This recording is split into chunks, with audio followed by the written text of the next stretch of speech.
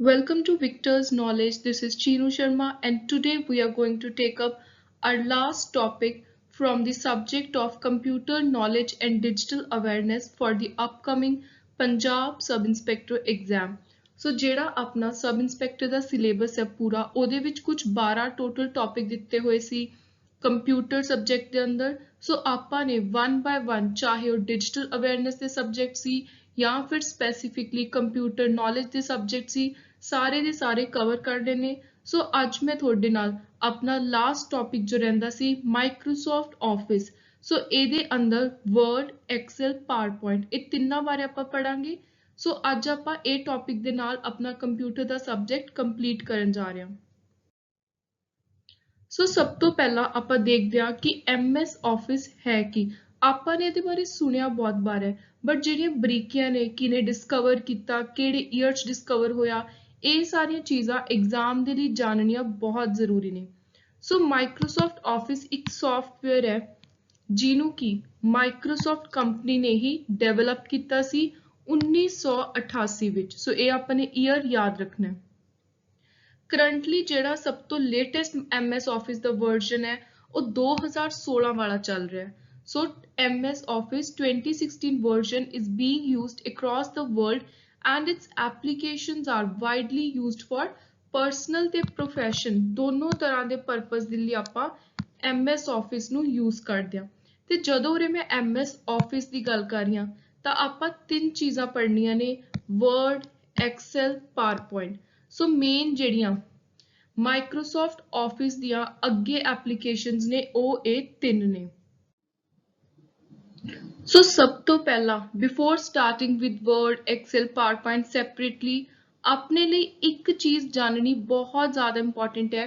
ਤੇ ਮੈਂ ਜਿਹੜਾ ਮਾਈਕਰੋਸਾਫਟ ਵਰਡ ਦਾ ਪੂਰੇ ਆਫਿਸ ਦਾ ਅਲੱਗ ਤੋਂ ਟੌਪਿਕ ਲੈ ਕੇ ਆਈ ਹਾਂ ਐਂਡ ਦੇ ਵਿੱਚ, ਉਹਦਾ ਮੇਨ ਕਾਰਨ ਇਹੀ ਹੈ ਕਿ ਜਿਹੜਾ ਇਹ ਟੌਪਿਕ ਹੈ ਇਹ ਬਹੁਤ ਜ਼ਿਆਦਾ ਇੰਪੋਰਟੈਂਟ ਹੈ। ਤੁਸੀਂ ਆਪ ਦੇਖਿਆ ਹੋਊਗਾ ਜਿਹੜੇ ਸਟੂਡੈਂਟਸ ਆਲਰੇਡੀ ਕੋਈ ਨਾ ਕੋਈ ਸਟੇਟ ਗਵਰਨਮੈਂਟ ਦੇ ਐਗਜ਼ਾਮ ਦੇ ਚੁੱਕੇ ਨੇ, ਤੁਸੀਂ ਹਮੇਸ਼ਾ ਨੋਟਿਸ ਕੀਤਾ ਹੋਊਗਾ ਕਿ ਘੱਟੋ ਘੱਟ 3-4 ਕੁਐਸਚਨ ਕੰਪਿਊਟਰ ਟੌਪਿਕ ਦੇ ਇਸੇ ਵਿੱਚੋਂ ਆਉਂਦੇ ਨੇ, ਮਾਈਕਰੋਸਾਫਟ ਆਫਿਸ ਵਿੱਚੋਂ। ਸੋ ਮੈਨੂੰ ਸੀਗਾ ਕਿ ਤੁਹਾਡੇ ਮੈਂ ਸਾਰੇ ਦੇ ਸਾਰੇ ਇੰਪੋਰਟੈਂਟ ਹੈਡਸ ਕਵਰ ਕਰਵਾ ਸਕਾਂ। ਪ੍ਰੋਪਰ ਰਿਸਰਚ ਕਰਨ ਤੋਂ ਬਾਅਦ ਮੈਂ ਮਟੀਰੀਅਲ ਪ੍ਰਿਪੇਅਰ ਕੀਤਾ। ਸੋ ਸਭ ਤੋਂ ਪਹਿਲਾਂ ਆਪਾਂ ਨੇ ਇਹ ਦੇਖਣਾ ਵੀ ਰਿਬਨ ਕੀ ਹੁੰਦਾ। ਰਿਬਨ ਬਾਰੇ ਹੁਣ ਥੋੜਾ ਜਿਹਾ ਟਾਈਮ ਤੋਂ ਇਹ ਲੇਟੈਸਟ ਟ੍ਰੈਂਡ ਚੱਲਦਾ ਆ ਰਿਹਾ ਸਾਰੇ ਐਗਜ਼ਾਮਸ ਦਾ ਕਿ ਇਸ ਦੇ ਵਿੱਚ ਰਿਬਨ ਬਾਰੇ ਜ਼ਰੂਰ ਕੁਐਸਚਨ ਆਉਂਦਾ। ਸੋ ਇਸੇ ਲਈ ਮੈਂ ਤੁਹਾਨੂੰ before starting with Microsoft Word ਔਰ ਐਕਸਲ ਔਰ ਪਾਵਰਪੁਆਇੰਟ ਆਪਾਂ ਪਹਿਲਾਂ ਰਿਬਨ ਦੇਖ ਲੈਂਦੇ ਹਾਂ ਕਿਉਂਕਿ ਇਹ ਚੀਜ਼ ਉਹਨਾਂ ਤਿੰਨਾਂ ਦੇ ਵਿੱਚ ਕਾਮਨ ਹੈ। ਸੋ ਰਿਬਨ ਕੀ ਹੈ? ਰਿਬਨ ਇੱਕ ਇਹੋ ਜਿਹਾ ਇੰਟਰਫੇਸ ਹੈ ਜਿੱਥੇ ਬਹੁਤ ਸਾਰੇ ਟੂਲ ਬਾਰਸ, ਜਿਹੜਾ ਇਹ ਇੱਕ ਪੂਰਾ ਟੈਬ ਹੁੰਦਾ। ਆਪਾਂ ਦੇਖਦੇ ਹਾਂ ਜਦੋਂ ਵੀ ਆਪਾਂ ਮਾਈਕਰੋਸਾਫਟ ਚਾਹੇ ਵਰਡ ਖੋਲੀਏ, ਐਕਸਲ ਖੋਲੀਏ ਜਾਂ PPT ਲਈ ਪਾਵਰਪੁਆਇੰਟ ਖੋਲੀਏ, ਤੁਸੀਂ ਦੇਖਿਆ ਹੋਊਗਾ ਉੱਪਰ ਤੁਹਾਡੇ ਕੋਲ ਇੱਕ ਇਹ ਬਾਰ ਹੁੰਦਾ। ਇਹ ਬਾਰ ਦੇ ਵਿੱਚ ਜਿਹੜੀਆਂ ਇਹ ਅਲੱਗ-ਅਲੱਗ ਕੈਟੇਗਰੀ ਦੀਆਂ ਚੀਜ਼ਾਂ ਲਿਖੀਆਂ ਹੁੰਦੀਆਂ ਨੇ, ਜਿਵੇਂ ਫਾਈਲ ਹੋ ਗਿਆ, ਹੋਮ ਹੋ ਗਿਆ, ਇਨਸਰਟ, ਡਿਜ਼ਾਈਨ, ਲੇਆਊਟ, ਇਹ ਆਲਮੋਸਟ ਸਾਰਿਆਂ ਦੇ ਵਿੱਚ ਹੀ ਤੁਹਾਨੂੰ ਦੇਖਣ ਨੂੰ ਮਿਲਦੀ ਹੈ। ਸੋ ਇਹ ਚੀਜ਼ ਹੀ ਰਿਬਨ ਹੈ। ਰਿਬਨ ਦਾ ਮਤਲਬ ਹੈ ਇਹ ਜਿਹਾ ਇੰਟਰਫੇਸ ਜਿਹੜਾ ਤੁਹਾਡਾ ਕੰਮ ਆਸਾਨ ਕਰਦਾ। ਤੁਸੀਂ ਜਿਹੜਾ ਟੂਲ ਲੱਭਣਾ, ਜਿਹੜੇ ਕੰਮ ਲਈ ਉਹਦੀ ਵਰਤੋਂ ਕਰਨੀ ਹੈ, ਉਹ ਟੂਲ ਨੂੰ ਤੁਸੀਂ ਇੱਕ ਜਗ੍ਹਾ ਦੇ ਉੱਤੇ ਲੱਭ ਸਕਦੇ ਹੋ। ਜੇ ਤੁਸੀਂ ਕੋਈ ਨਵਾਂ ਡਿਜ਼ਾਈਨ ਪਾਉਣਾ, ਤੁਸੀਂ ਰਿਬਨ ਦੇ ਕੋਲ ਜਾਓਗੇ, ਉੱਥੋਂ ਡਿਜ਼ਾਈਨ ਆਪਸ਼ਨ ਚੂਜ਼ ਕਰੋਗੇ। ਜੇ ਤੁਸੀਂ ਕੋਈ ਆਪਣੀ ਲੇਆਊਟ, ਬਾਰਡਰ ਵਗੈਰਾ ਦੇਣੇ ਨੇ ਤਾਂ ਤੁਸੀਂ ਲੇਆਊਟ ਵਿੱਚ ਜਾਓਗੇ। ਸੋ ਰਿਬਨ ਕੀ ਹੈ? ਸਿੰਪਲੀ ਇਹ ਜਿਹੜੇ ਬਾਰ ਦੇ ਅੰਦਰ ਆ ਪਹਿਲੀ ਲਾਈਨ ਵਾਲੀਆਂ ਚੀਜ਼ਾਂ ਨੇ, ਫਾਈਲ ਹੋ ਗਿਆ, home, insert, layout, reference, mailing, review, view, ਇਹ ਸਾਰੀਆਂ ਚੀਜ਼ਾਂ ਨੂੰ ਆਪਾਂ ਰਿਬਨ ਕਹਿੰਦੇ ਆ ਮਾਈਕਰੋਸਾਫਟ ਆਫਿਸ ਦੇ ਅੰਦਰ। So ribbon interface simplifies the way you find and work with tools and options in Office. Ribbon tab, ribbon ਦੇ ਬਹੁਤ ਸਾਰੇ ਟੈਬ ਨੇ, ਜਿਵੇਂ ਫਾਈਲ, ਹੋਮ ਆਪਾਂ ਆਲਰੇਡੀ ਸਾਰੇ ਪੜ੍ਹ ਚੁੱਕੇ ਹਾਂ। ਤੇ ਐਕਸਲ ਦੇ ਵਿੱਚ ਕੁਝ ਅਲੱਗ ਵੀ ਹੁੰਦੇ ਨੇ ਕਿਉਂਕਿ ਐਕਸਲ 'ਚ ਆਪਾਂ ਨੂੰ ਪਤਾ ਹੈ ਕਿ ਮੋਸਟਲੀ ਆਪਣਾ ਸਪਰੈਡਸ਼ੀਟ ਦਾ, ਡੇਟਾ ਦਾ ਕੰਮ ਹੁੰਦਾ। ਸੋ ਉੱਥੇ ਕੁਝ ਫਾਰਮੂਲੇ ਵਗੈਰਾ ਵੀ ਆਪਾਂ ਨੂੰ ਰਿਬਨ 'ਚ ਦੇਖਣ ਨੂੰ ਮਿਲਦੇ ਨੇ। ਨੈਕਸਟ ਹੈ ਰਿਬਨ ਗਰੁੱਪ। ਹੁਣ ਰਿਬਨ ਦੇ ਅੰਦਰ ਫਰਦਰ ਬਹੁਤ ਸਾਰੇ ਗਰੁੱਪ ਨੇ। ਇੱਕ ਚੀਜ਼ ਦੇ ਅੰਦਰ ਆਪਾਂ ਦੇਖਦੇ ਹਾਂ ਕਿ ਹੋਰ ਕਿੰਨੀਆਂ ਸਬ ਟਾਸਕ ਹੁੰਦੇ ਨੇ। ਸੋ ਜਿਵੇਂ ਸਮਾਰਟ ਚਾਰਟ ਹੋ ਗਿਆ, ਸ਼ੇਪਸ ਹੋ ਗਈਆਂ, ਸਕਰੀਨਸ਼ਾਟ, ਚਾਰਟ, ਇਹ ਸਾਰੀਆਂ ਚੀਜ਼ਾਂ ਵੀ ਰਿਬਨ ਦੇ ਵਿੱਚ ਹੀ ਮਿਲਦੀਆਂ ਨੇ। ਸੋ ਸਿੰਪਲੀ ਤੁਸੀਂ ਕਹਿ ਸਕਦੇ ਹੋ ਵੀ ਰਿਬਨ ਇੱਕ ਇਹੋ ਜਿਹਾ ਬੇਸ ਹੈ, ਇੱਕ ਇਹੋ ਜਿਹਾ ਪੂਰਾ ਏਰੀਆ ਜਿੱਥੇ ਤੁਸੀਂ ਜੋ ਵੀ ਕੰਮ ਕਰਨਾ, ਚਾਹੇ ਤੁਸੀਂ ਕਿਸੇ ਵੀ ਮਾਈਕਰੋਸਾਫਟ ਆਫਿਸ ਦੀ ਐਪਲੀਕੇਸ਼ਨ 'ਚ ਕਰ ਰਹੇ ਹੋ, ਜਿੱਥੇ ਤੁਹਾਨੂੰ ਅਲੱਗ-ਅਲੱਗ ਟਾਸਕ ਕਰਨ ਦੇ ਟੂਲਸ ਮਿਲਦੇ ਨੇ, ਜਿੱਥੇ ਤੁਸੀਂ ਫਾਈਲ ਦੇਖਦੇ ਹੋ, ਹੋਮ ਦੇਖਦੇ ਹੋ, ਵਿਊ ਦੇਖਦੇ ਹੋ, ਉਹ ਜਿਹੜਾ ਏਰੀਆ ਹੈ ਉਹ ਪੂਰੇ ਏਰੀਏ ਨੂੰ ਰਿਬਨ ਕਿਹਾ ਗਿਆ। ਸੋ ਉਸ ਤੋਂ ਬਾਅਦ ਬੈਕ ਸਟੇਜ ਵਿਊ ਕੀ ਹੈ? ਰਿਬਨ ਦੇ ਕੋਲ ਕੁਝ ਕਮਾਂਡਸ ਹੁੰਦੀਆਂ ਨੇ ਇੱਕ ਡਾਕੂਮੈਂਟ ਦੇ ਕੰਮ ਕਰਨ ਦੇ ਲਈ। ਜਿਹੜਾ ਕਹਿੰਦੇ ਮਾਈਕਰੋਸਾਫਟ ਆਫਿਸ ਦਾ ਬੈਕ ਸਟੇਜ ਵਿਊ ਹੈ, ਇਹ ਬੇਸਿਕਲੀ ਇਹ ਸਾਰੀਆਂ ਕਮਾਂਡਸ ਦਾ ਮਿਲਿਆ ਹੋਇਆ ਜਿਹੜੀ ਚੀਜ਼ ਹੈ, ਇਹਨਾਂ ਨੂੰ ਜੋੜ ਕੇ ਜੋ ਡਾਕੂਮੈਂਟ ਬਣਦਾ ਉਹਨੂੰ ਆਪਾਂ ਬੈਕ ਸਟੇਜ ਵਿਊ ਕਹਿੰਦੇ ਹਾਂ। ਸੋ ਬੈਕ ਸਟੇਜ ਵਿਊ ਹੈ ਜਿੱਥੇ ਤੁਸੀਂ ਉਰੇ ਫਾਈਲ ਸੇਵ ਕਰ ਲਈ, ਤੁਹਾਨੂੰ ਪਤਾ ਹੈ ਤੁਸੀਂ ਕੀ ਕਰਦੇ ਹੋ, ਉਹ ਫਾਈਲ ਨੂੰ ਸੇਵ ਕਰਕੇ ਕਈ ਵਾਰੀ ਦੇਖਦੇ ਹੋ ਦੁਬਾਰਾ। ਜਿਹੜਾ ਫਾਈਲ ਟੈਬ ਹੁੰਦਾ ਉਹ ਤੁਹਾਨੂੰ ਇੱਕ ਬੈਕ ਸਟੇਜ ਵਿਊ ਤੇ ਲੈ ਕੇ ਜਾਂਦਾ, ਜਿੱਥੇ ਤੁਸੀਂ ਇੱਕ ਆਫਿਸ ਦੇ ਅੰਦਰ ਤੁਸੀਂ ਸੇਵ ਕਰਦੇ ਹੋ ਜਾਂ ਸੇਵ ਐਜ਼ ਦੱਬਦੇ ਹੋ। ਸੋ ਉਹ ਦੱਬ ਕੇ ਜਿਹੜਾ ਤੁਸੀਂ ਡਾਕੂਮੈਂਟ ਤਿਆਰ ਕੀਤਾ ਹੈ ਉਹ ਸੇਵ ਹੋ ਜਾਂਦਾ ਹੈ। ਸੋ ਉਹਨੂੰ ਦੇਖਣ ਦੇ ਲਈ ਤੁਸੀਂ ਜਿੱਥੇ ਜਾਂਦੇ ਹੋ ਫਾਈਲ ਟੈਬ ਨੂੰ ਓਪਨ ਕਰਕੇ ਉਹਨੂੰ ਕਹਿੰਦੇ ਆਪਾਂ ਬੈਕ ਸਟੇਜ ਵਿਊ, ਕਿ ਇਸ ਆਫਿਸ ਦੇ ਪਿੱਛੇ ਤੁਹਾਡੀ ਫਾਈਲ ਜਿੱਥੇ ਜਾ ਕੇ ਸੇਵ ਹੋਗੀ ਉਹ ਜਗ੍ਹਾ ਹੈ ਬੈਕ ਸਟੇਜ ਵਿਊ। ਆਈ ਹੋਪ ਤੁਹਾਨੂੰ ਇੰਨਾ ਕਲੀਅਰ ਹੋ ਗਿਆ ਹੋਊਗਾ। ਇਹ ਹਰ ਕਿਸੇ 'ਚ ਕਾਮਨ ਚੀਜ਼ ਹੈ। ਸੋ ਰਿਬਨ ਕੀ ਹੈ, ਰਿਬਨ ਦੇ ਟੈਬਸ ਕੀ ਹੁੰਦੇ ਨੇ? ਸਿੰਪਲੀ ਰਿਬਨ ਇੱਕ ਇਹੋ ਜਿਹਾ ਬੇਸ ਹੈ ਜਿਹਦੇ ਉੱਤੇ ਜੋ ਵੀ ਤੁਸੀਂ ਕੰਮ ਕਰਨਾ ਹੈ ਮਾਈਕਰੋਸਾਫਟ ਆਫਿਸ ਦਾ, ਚਾਹੇ ਵਰਡ, ਐਕਸਲ, ਪਾਵਰਪੁਆਇੰਟ, ਜਿਹਦੇ ਉੱਤੇ ਸਾਰੀਆਂ ਕੰਮ ਕਰਨ ਵਾਲੀਆਂ ਚੀਜ਼ਾਂ ਪਈਆਂ ਨੇ, ਟੂਲਸ ਪਏ ਨੇ, ਉਹ ਪੂਰੇ ਏਰੀਏ ਨੂੰ ਆਪਾਂ ਰਿਬਨ ਕਹਿੰਦੇ ਹਾਂ। ਸੋ ਨੈਕਸਟ ਹੈ ਮਾਈਕਰੋਸਾਫਟ ਵਰਡ ਕੀ ਹੈ? ਸੋ ਚਾਰਲਸ ਸਿਮੋਇਨੀ ਇਹਦੇ ਡਿਵੈਲਪਰ ਸੀ ਤੇ ਰਿਚਰਡ ਬ੍ਰੌਡੀ ਇੱਕ ਸੌਫਟਵੇਅਰ ਇੰਜੀਨੀਅਰ ਸੀ। ਇਹਨਾਂ ਦੋਨਾਂ ਨੇ ਮਿਲ ਕੇ MS ਵਰਡ ਨੂੰ ਕ੍ਰੀਏਟ ਕੀਤਾ। ਸੋ ਤੁਸੀਂ ਪਹਿਲਾ ਹੀ ਕੁਐਸਚਨ ਉਰੇ ਪੱਕਾ ਕਰ ਲੈਣਾ ਵੀ MS ਆਫਿਸ ਦੇ ਕੌਣ ਦੋ ਕ੍ਰੀਏਟਰ ਨੇ? ਸੋ ਉਹਨੇ ਚਾਰਲਸ ਤੇ ਰਿਚਰਡ। ਸੋ MS ਆਫਿਸ ਸ਼ੁਰੂ ਤੋਂ ਇਹਦਾ ਆਹੀ ਨਾਮ ਨਹੀਂ ਸੀਗਾ, ਪਹਿਲਾਂ ਇਹਦਾ ਨਾਮ ਸੀ ਮਲਟੀ ਟੂਲ ਵਰਡ। ਸੋ ਬਾਅਦ ਵਿੱਚ ਇਹਨੂੰ ਬਦਲ ਕੇ MS ਵਰਡ ਇਹਦਾ ਨਾਮ ਰੱਖਿਆ ਗਿਆ ਤੇ ਇਹ ਕਦੋਂ ਜਨਮ ਲਿਆ ਨੇ? 1983 ਚ। ਉਸ ਤੋਂ ਬਾਅਦ ਜਿਹੜਾ MS ਵਰਡ ਹੈ ਮੈਕ ਦੇ ਲਈ, ਵਿੰਡੋ ਨਾਰਮਲ ਉਹਦੇ ਲਈ ਤਾਂ ਇਹ ਪਹਿਲਾਂ ਤੋਂ ਹੀ ਸੀ, ਬਟ ਮੈਕ ਦੇ ਲਈ ਇਹ ਥੋੜੇ ਟਾਈਮ ਬਾਅਦ ਇੰਟਰੋਡਿਊਸ ਕੀਤਾ ਗਿਆ 1985। ਸੋ 2 ਸਾਲ ਬਾਅਦ ਇਹ ਆਇਆ ਮੈਕ ਦੇ ਲਈ। ਦੈਨ ਇਹਦਾ ਐਕਸਟੈਂਸ਼ਨ ਕੀ ਹੈ? ਇਹ ਕੁਐਸਚਨ ਬਹੁਤ ਵਾਰੀ ਆਉਂਦਾ, ਜਿਵੇਂ .ppt ਆਪਾਂ ਪਿੱਛੇ ਦੇਖਦੇ ਹਾਂ, ਜਾਂ ਤੁਸੀਂ ਕਈ ਵਾਰ PDF ਫਾਈਲ ਹੈ ਤਾਂ ਉਹਦੇ ਪਿੱਛੇ PDF ਹੁੰਦਾ ਹੈ, ਜਾਂ ਕੋਈ ਪਿਕਚਰ ਹੈ ਤਾਂ JPEG ਹੁੰਦਾ ਡਾਟ। ਸੋ ਇਹ ਛੋਟੀਆਂ ਛੋਟੀਆਂ ਤੁਸੀਂ ਕੰਪਿਊਟਰ ਨਾਲ ਰਿਲੇਟਿਡ ਟਰਮਸ ਨੂੰ ਯਾਦ ਰੱਖਣਾ ਹੈ। ਸੋ ਜਿਹੜੀ ਵੀ ਵਰਡ ਫਾਈਲ ਸੇਵ ਹੁੰਦੀ ਹੈ ਉਹਦੇ ਹਮੇਸ਼ਾ ਪਿੱਛੇ .doc ਲਿਖਿਆ ਹੁੰਦਾ ਹੈ। ਸੋ ਇਹ ਆਪਾਂ ਕਾਮਨ ਆਪਣੀ ਜ਼ਿੰਦਗੀ ਵਿੱਚ ਵੀ ਦੇਖਦੇ ਹਾਂ ਚੀਜ਼ਾਂ। ਸੋ ਇਹ ਚੀਜ਼ਾਂ ਐਗਜ਼ਾਮ ਦੇ ਵਿੱਚ ਬਹੁਤ ਵਾਰੀ ਪੁੱਛੀਆਂ ਜਾਂਦੀਆਂ ਨੇ, ਕਿਉਂਕਿ ਬੱਚੇ ਉੱਪਰਲੀ ਟਫ ਥਿਊਰੀ ਪੜ੍ਹ ਲੈਂਦੇ ਨੇ, ਬਰੀਕੀ ਵਾਲੀਆਂ ਸੌਖੀਆਂ ਚੀਜ਼ਾਂ ਹੀ ਪੇਪਰ 'ਚ ਆਉਂਦੀਆਂ ਨੇ। ਸੋ ਜਦੋਂ ਵੀ ਕੋਈ ਕੰਸੈਪਟ ਤਿਆਰ ਕਰਨਾ ਤਾਂ ਪਹਿਲਾਂ ਤੁਸੀਂ ਉਹਦਾ ਬੇਸ ਸਟਰੋਂਗ ਕਰੋ। ਸੋ ਮਾਈਕਰੋਸਾਫਟ ਵਰਡ ਨੂੰ ਆਪਾਂ ਨੇ ਖੋਲਣਾ ਕਿਵੇਂ ਹੈ? ਸਭ ਤੋਂ ਪਹਿਲਾਂ ਆਪਾਂ ਸਟਾਰਟ ਤੇ ਜਾਵਾਂਗੇ, ਆਲ ਪ੍ਰੋਗਰਾਮ, MS ਆਫਿਸ ਦੇ ਅੰਦਰ ਆਪਾਂ ਦੱਬਾਂਗੇ ਮਾਈਕਰੋਸਾਫਟ ਵਰਡ ਤੇ ਇਹ ਹੈ ਮਾਈਕਰੋਸਾਫਟ ਵਰਡ ਦਾ ਆਈਕਨ। ਹੁਣ ਕੁਝ ਮੈਂ ਤੁਹਾਨੂੰ ਟੈਬਸ ਦੱਸ ਦਿੰਨੀ ਆ ਤੇ ਇਹ ਆਲਮੋਸਟ ਸਾਰਿਆਂ 'ਚ ਸੇਮ ਨੇ, ਸਿਰਫ ਥੋੜਾ ਜਿਹਾ ਹੀ ਫਰਕ ਹੁੰਦਾ। ਸੋ ਹੁਣ ਮੈਂ ਤੁਹਾਨੂੰ ਦੁਬਾਰਾ ਇੱਕ ਚੀਜ਼ ਉਰੇ ਰਿਪੀਟ ਕਰ ਦਿੰਨੀ ਆ ਵੀ ਜਿਹੜਾ ਇਹ ਪੂਰਾ ਏਰੀਆ ਜਿੱਥੇ ਇਹ ਟੈਬਸ ਆਪਣੇ ਕੋਲ ਪਏ ਨੇ ਉਹ ਏਰੀਆ ਦਾ ਨਾਮ ਹੈ ਰਿਬਨ। ਸੋ ਇਹ ਤੁਸੀਂ ਯਾਦ ਰੱਖਣਾ। ਸੋ ਰਿਬਨ ਦੇ ਉੱਤੇ ਬਹੁਤ ਸਾਰੇ ਟੈਬ ਨੇ ਜਿਹੜੇ ਵੱਖ-ਵੱਖ ਤਰ੍ਹਾਂ ਦਾ ਕੰਮ ਕਰਦੇ ਨੇ। ਸੋ ਜਿਵੇਂ ਫਾਈਲ ਹੈ, ਤੁਹਾਨੂੰ ਪਤਾ ਹੈ ਕਿ ਇੱਕ ਫਾਈਲ ਹੁੰਦੀ ਹੈ, ਉੱਥੇ ਤੁਸੀਂ ਸੇਵ ਕਰ ਸਕਦੇ ਹੋ ਖੋਲ ਕੇ, ਸੇਵ ਐਜ਼ ਕਰ ਸਕਦੇ ਹੋ, ਉਹਨੂੰ ਪ੍ਰਿੰਟ ਕਰ ਸਕਦੇ ਹੋ, ਉਹਨੂੰ ਨਿਊ ਕਰ ਸਕਦੇ ਹੋ, ਰੀਸੈਂਟ ਫਾਈਲਸ ਦੇਖ ਸਕਦੇ ਹੋ, ਓਪਨ ਕਲੋਜ਼। ਫਿਰ ਜਿਹੜਾ ਹੋਮ ਟੈਬ ਹੁੰਦਾ, ਹੋਮ ਤੇ ਜਾ ਕੇ ਜਿਹੜਾ ਤੁਹਾਡਾ ਮੇਨ ਜਿੱਥੇ ਤੁਹਾਡਾ ਡਾਕੂਮੈਂਟ ਚੱਲ ਰਿਹਾ, ਤੁਸੀਂ ਲਿਖ ਰਹੇ ਹੋ, ਟਾਈਪ ਕਰ ਰਹੇ ਹੋ, ਉਹ ਖੁੱਲ ਜਾਂਦਾ ਹੈ। ਸੋ ਉਸ ਤੋਂ ਬਾਅਦ ਇੰਸਰਟ ਦੇ ਨਾਲ ਤੁਸੀਂ ਉਹਦੇ ਅੰਦਰ ਕੁਝ ਵੀ ਹੋਰ ਐਡ ਕਰ ਸਕਦੇ ਹੋ। ਸੋ ਇਹ ਹੈ ਇੰਸਰਟ। ਮੈਂ ਤੁਹਾਨੂੰ ਪਿਕਚਰਸ ਇਸੇ ਲਈ ਨਾਲ ਪ੍ਰੋਵਾਈਡ ਕਰਵਾ ਰਹੀ ਹਾਂ ਸੋ ਦੈਟ ਜਿਹੜਾ ਇਹ ਟੌਪਿਕ ਹੈ ਇਹ ਥਿਊਰੀ ਨਾਲੋਂ ਜ਼ਿਆਦਾ ਪ੍ਰੈਕਟੀਕਲੀ ਦਿਮਾਗ 'ਚ ਰੱਖਣ ਵਾਲਾ ਹੈ, ਪੂਰਾ ਦਾ ਪੂਰਾ ਮਾਈਕਰੋਸਾਫਟ ਆਫਿਸ ਦਾ। ਸੋ ਤੁਹਾਨੂੰ ਚੀਜ਼ਾਂ ਨੂੰ ਦੇਖ ਕੇ ਜਲਦੀ ਗ੍ਰੈਸਪ ਹੋਊਗਾ। ਫਿਰ ਪੇਜ ਲੇਆਊਟ, ਕਿ ਤੁਸੀਂ ਪੇਜ ਦਾ ਬਾਰਡਰ ਕਿੰਨਾ ਰੱਖਣਾ ਹੈ, ਉਹਦਾ ਬੈਕਗਰਾਊਂਡ ਕਿਵੇਂ ਦਾ ਰੱਖਣਾ ਹੈ। ਦੈਨ ਰੈਫਰੈਂਸ, ਜੇ ਤੁਸੀਂ ਕਿਸੇ ਹੋਰ ਦਾ ਸਾਈਟੇਸ਼ਨ, ਜਿਵੇਂ ਆਪਾਂ ਰਿਸਰਚ ਪੇਪਰ ਵਗੈਰਾ ਜਾਂ ਐਸੇ ਲਿਖਦੇ ਹਾਂ, ਸੋ ਉਹਦੇ 'ਚ ਕੀ ਹੁੰਦਾ, ਆਪਾਂ ਕੁਝ ਫੁੱਟਨੋਟ ਦਿੰਦੇ ਹਾਂ, ਆਪਾਂ ਮੈਂਸ਼ਨ ਕਰਦੇ ਹਾਂ ਵੀ ਇਹ ਚੀਜ਼ ਅਸੀਂ ਉਰੋਂ ਚੱਕੀ ਹੈ। ਸੋ ਕਿਸੇ ਨੂੰ ਰੈਫਰ ਕਰਨਾ ਆਪਣੇ ਕੰਮ ਦੇ ਅੰਦਰ, ਆਪਣੀ ਫਾਈਲ ਦੇ ਅੰਦਰ, ਉਹਦੇ ਲਈ ਆਪਾਂ ਰੈਫਰੈਂਸ ਟੈਬ 'ਚ ਜਾਂਦੇ ਹਾਂ। ਫਿਰ ਮੇਲਿੰਗ ਟੈਬ ਹੈ, ਦੈਨ ਰਿਵਿਊ, ਜੇ ਆਪਾਂ ਨੇ ਕੋਈ ਚੀਜ਼ ਦੀ ਪ੍ਰੂਫਿੰਗ ਦੇਖਣੀ ਹੈ, ਆਪਾਂ ਨੇ ਕੋਈ ਗ੍ਰਾਮੈਟੀਕਲ ਮਿਸਟੇਕ ਦੇਖਣੀ ਹੈ। ਉਸ ਤੋਂ ਬਾਅਦ ਹੁੰਦਾ ਵਿਊ, ਜੇ ਆਪਾਂ ਨੇ ਪੂਰਾ ਉਹਨੂੰ ਡਾਕੂਮੈਂਟ ਨੂੰ ਵਿਊ ਪੜ੍ਹ ਕੇ ਦੇਖਣਾ ਹੈ, ਉਹਨੂੰ ਜ਼ੂਮ ਵੱਡਾ ਕਰ ਸਕਦੇ ਹਾਂ। ਸੋ ਇਹ ਬੇਸਿਕਲੀ ਮਾਈਕਰੋਸੌਫਟ ਜਿਹੜਾ ਪੂਰਾ ਵਰਲਡ ਹੈ, ਉਹ ਵਰਡ ਦੇ ਇਹ ਬੇਸਿਕ ਚੀਜ਼ਾਂ ਨੇ ਜਿਹੜੀਆਂ ਕਿ ਤੁਹਾਨੂੰ ਹਰ ਵਰਜ਼ਨ ਦੇ ਮਾਈਕਰੋਸੌਫਟ ਵਰਡ ਦੇ ਵਿੱਚ ਮਿਲਣਗੀਆਂ। ਹੁਣ ਜਿਹੜੀਆਂ ਇਹ ਮੈਂ ਤੁਹਾਨੂੰ ਟੈਬਸ ਦੱਸੇ ਨੇ, ਇਹ ਇਹਨਾਂ ਦੀ ਥੋੜੀ ਡੀਟੇਲਿੰਗ ਹੈ ਕਿ ਹੋਮ ਦੇ ਵਿੱਚ ਫੌਂਟ ਕਲਰ ਹੁੰਦਾ, ਫੌਂਟ ਸਾਈਜ਼ ਹੁੰਦਾ, ਦੈਨ ਇਨਸਰਟ ਦੇ ਵਿੱਚ ਹੈਡਰ, ਫੁਟਰ, ਗ੍ਰਾਫਰ, ਉਹੀ ਸਾਰੀਆਂ ਜਿਹੜੀ ਚੀਜ਼ਾਂ ਪਿੱਛੇ ਟੇਬਲ ਦੇ ਵਿੱਚ ਨੇ। ਦੈਨ ਤੁਸੀਂ ਡਿਜ਼ਾਈਨ ਆਪਣੀ ਮਰਜ਼ੀ ਦਾ ਚੇਂਜ ਕਰ ਸਕਦੇ ਹੋ, ਕੋਈ ਟੈਂਪਲੇਟ ਐਡ ਕਰ ਸਕਦੇ ਹੋ। ਫਿਰ ਤੁਸੀਂ ਪੇਜ ਦੇ ਵਿੱਚ ਮਾਰਜਿਨਸ ਐਡ ਕਰ ਸਕਦੇ ਹੋ, ਸਾਈਡ ਤੇ ਕਿੰਨੀ ਸਪੇਸਿੰਗ ਰੱਖਣੀ ਹੈ, ਵਿੱਚ ਤੁਹਾਡਾ ਡਾਕੂਮੈਂਟ ਹੈ ਵੀ ਇੱਧਰ ਕਿੰਨੀ ਸਪੇਸਿੰਗ, ਇੱਧਰ ਹੌਰੀਜ਼ੌਨਟਲ, ਵਰਟੀਕਲ, ਇਹ ਸਾਰਾ ਕੁਝ ਤੁਸੀਂ ਦੇਖ ਸਕਦੇ ਹੋ। ਫਿਰ ਉਹੀ ਕਿਸੇ ਨੂੰ ਤੁਸੀਂ ਕਿਸੇ ਦਾ ਕੰਮ ਰੈਫਰ ਕਰ ਸਕਦੇ ਹੋ। ਦੈਨ ਤੁਸੀਂ ਸਾਈਟੇਸ਼ਨ, ਫੁੱਟਨੋਟ, ਹੈਡਨੋਟ, ਇਹ ਚੀਜ਼ਾਂ ਐਡ ਕਰ ਸਕਦੇ ਹੋ।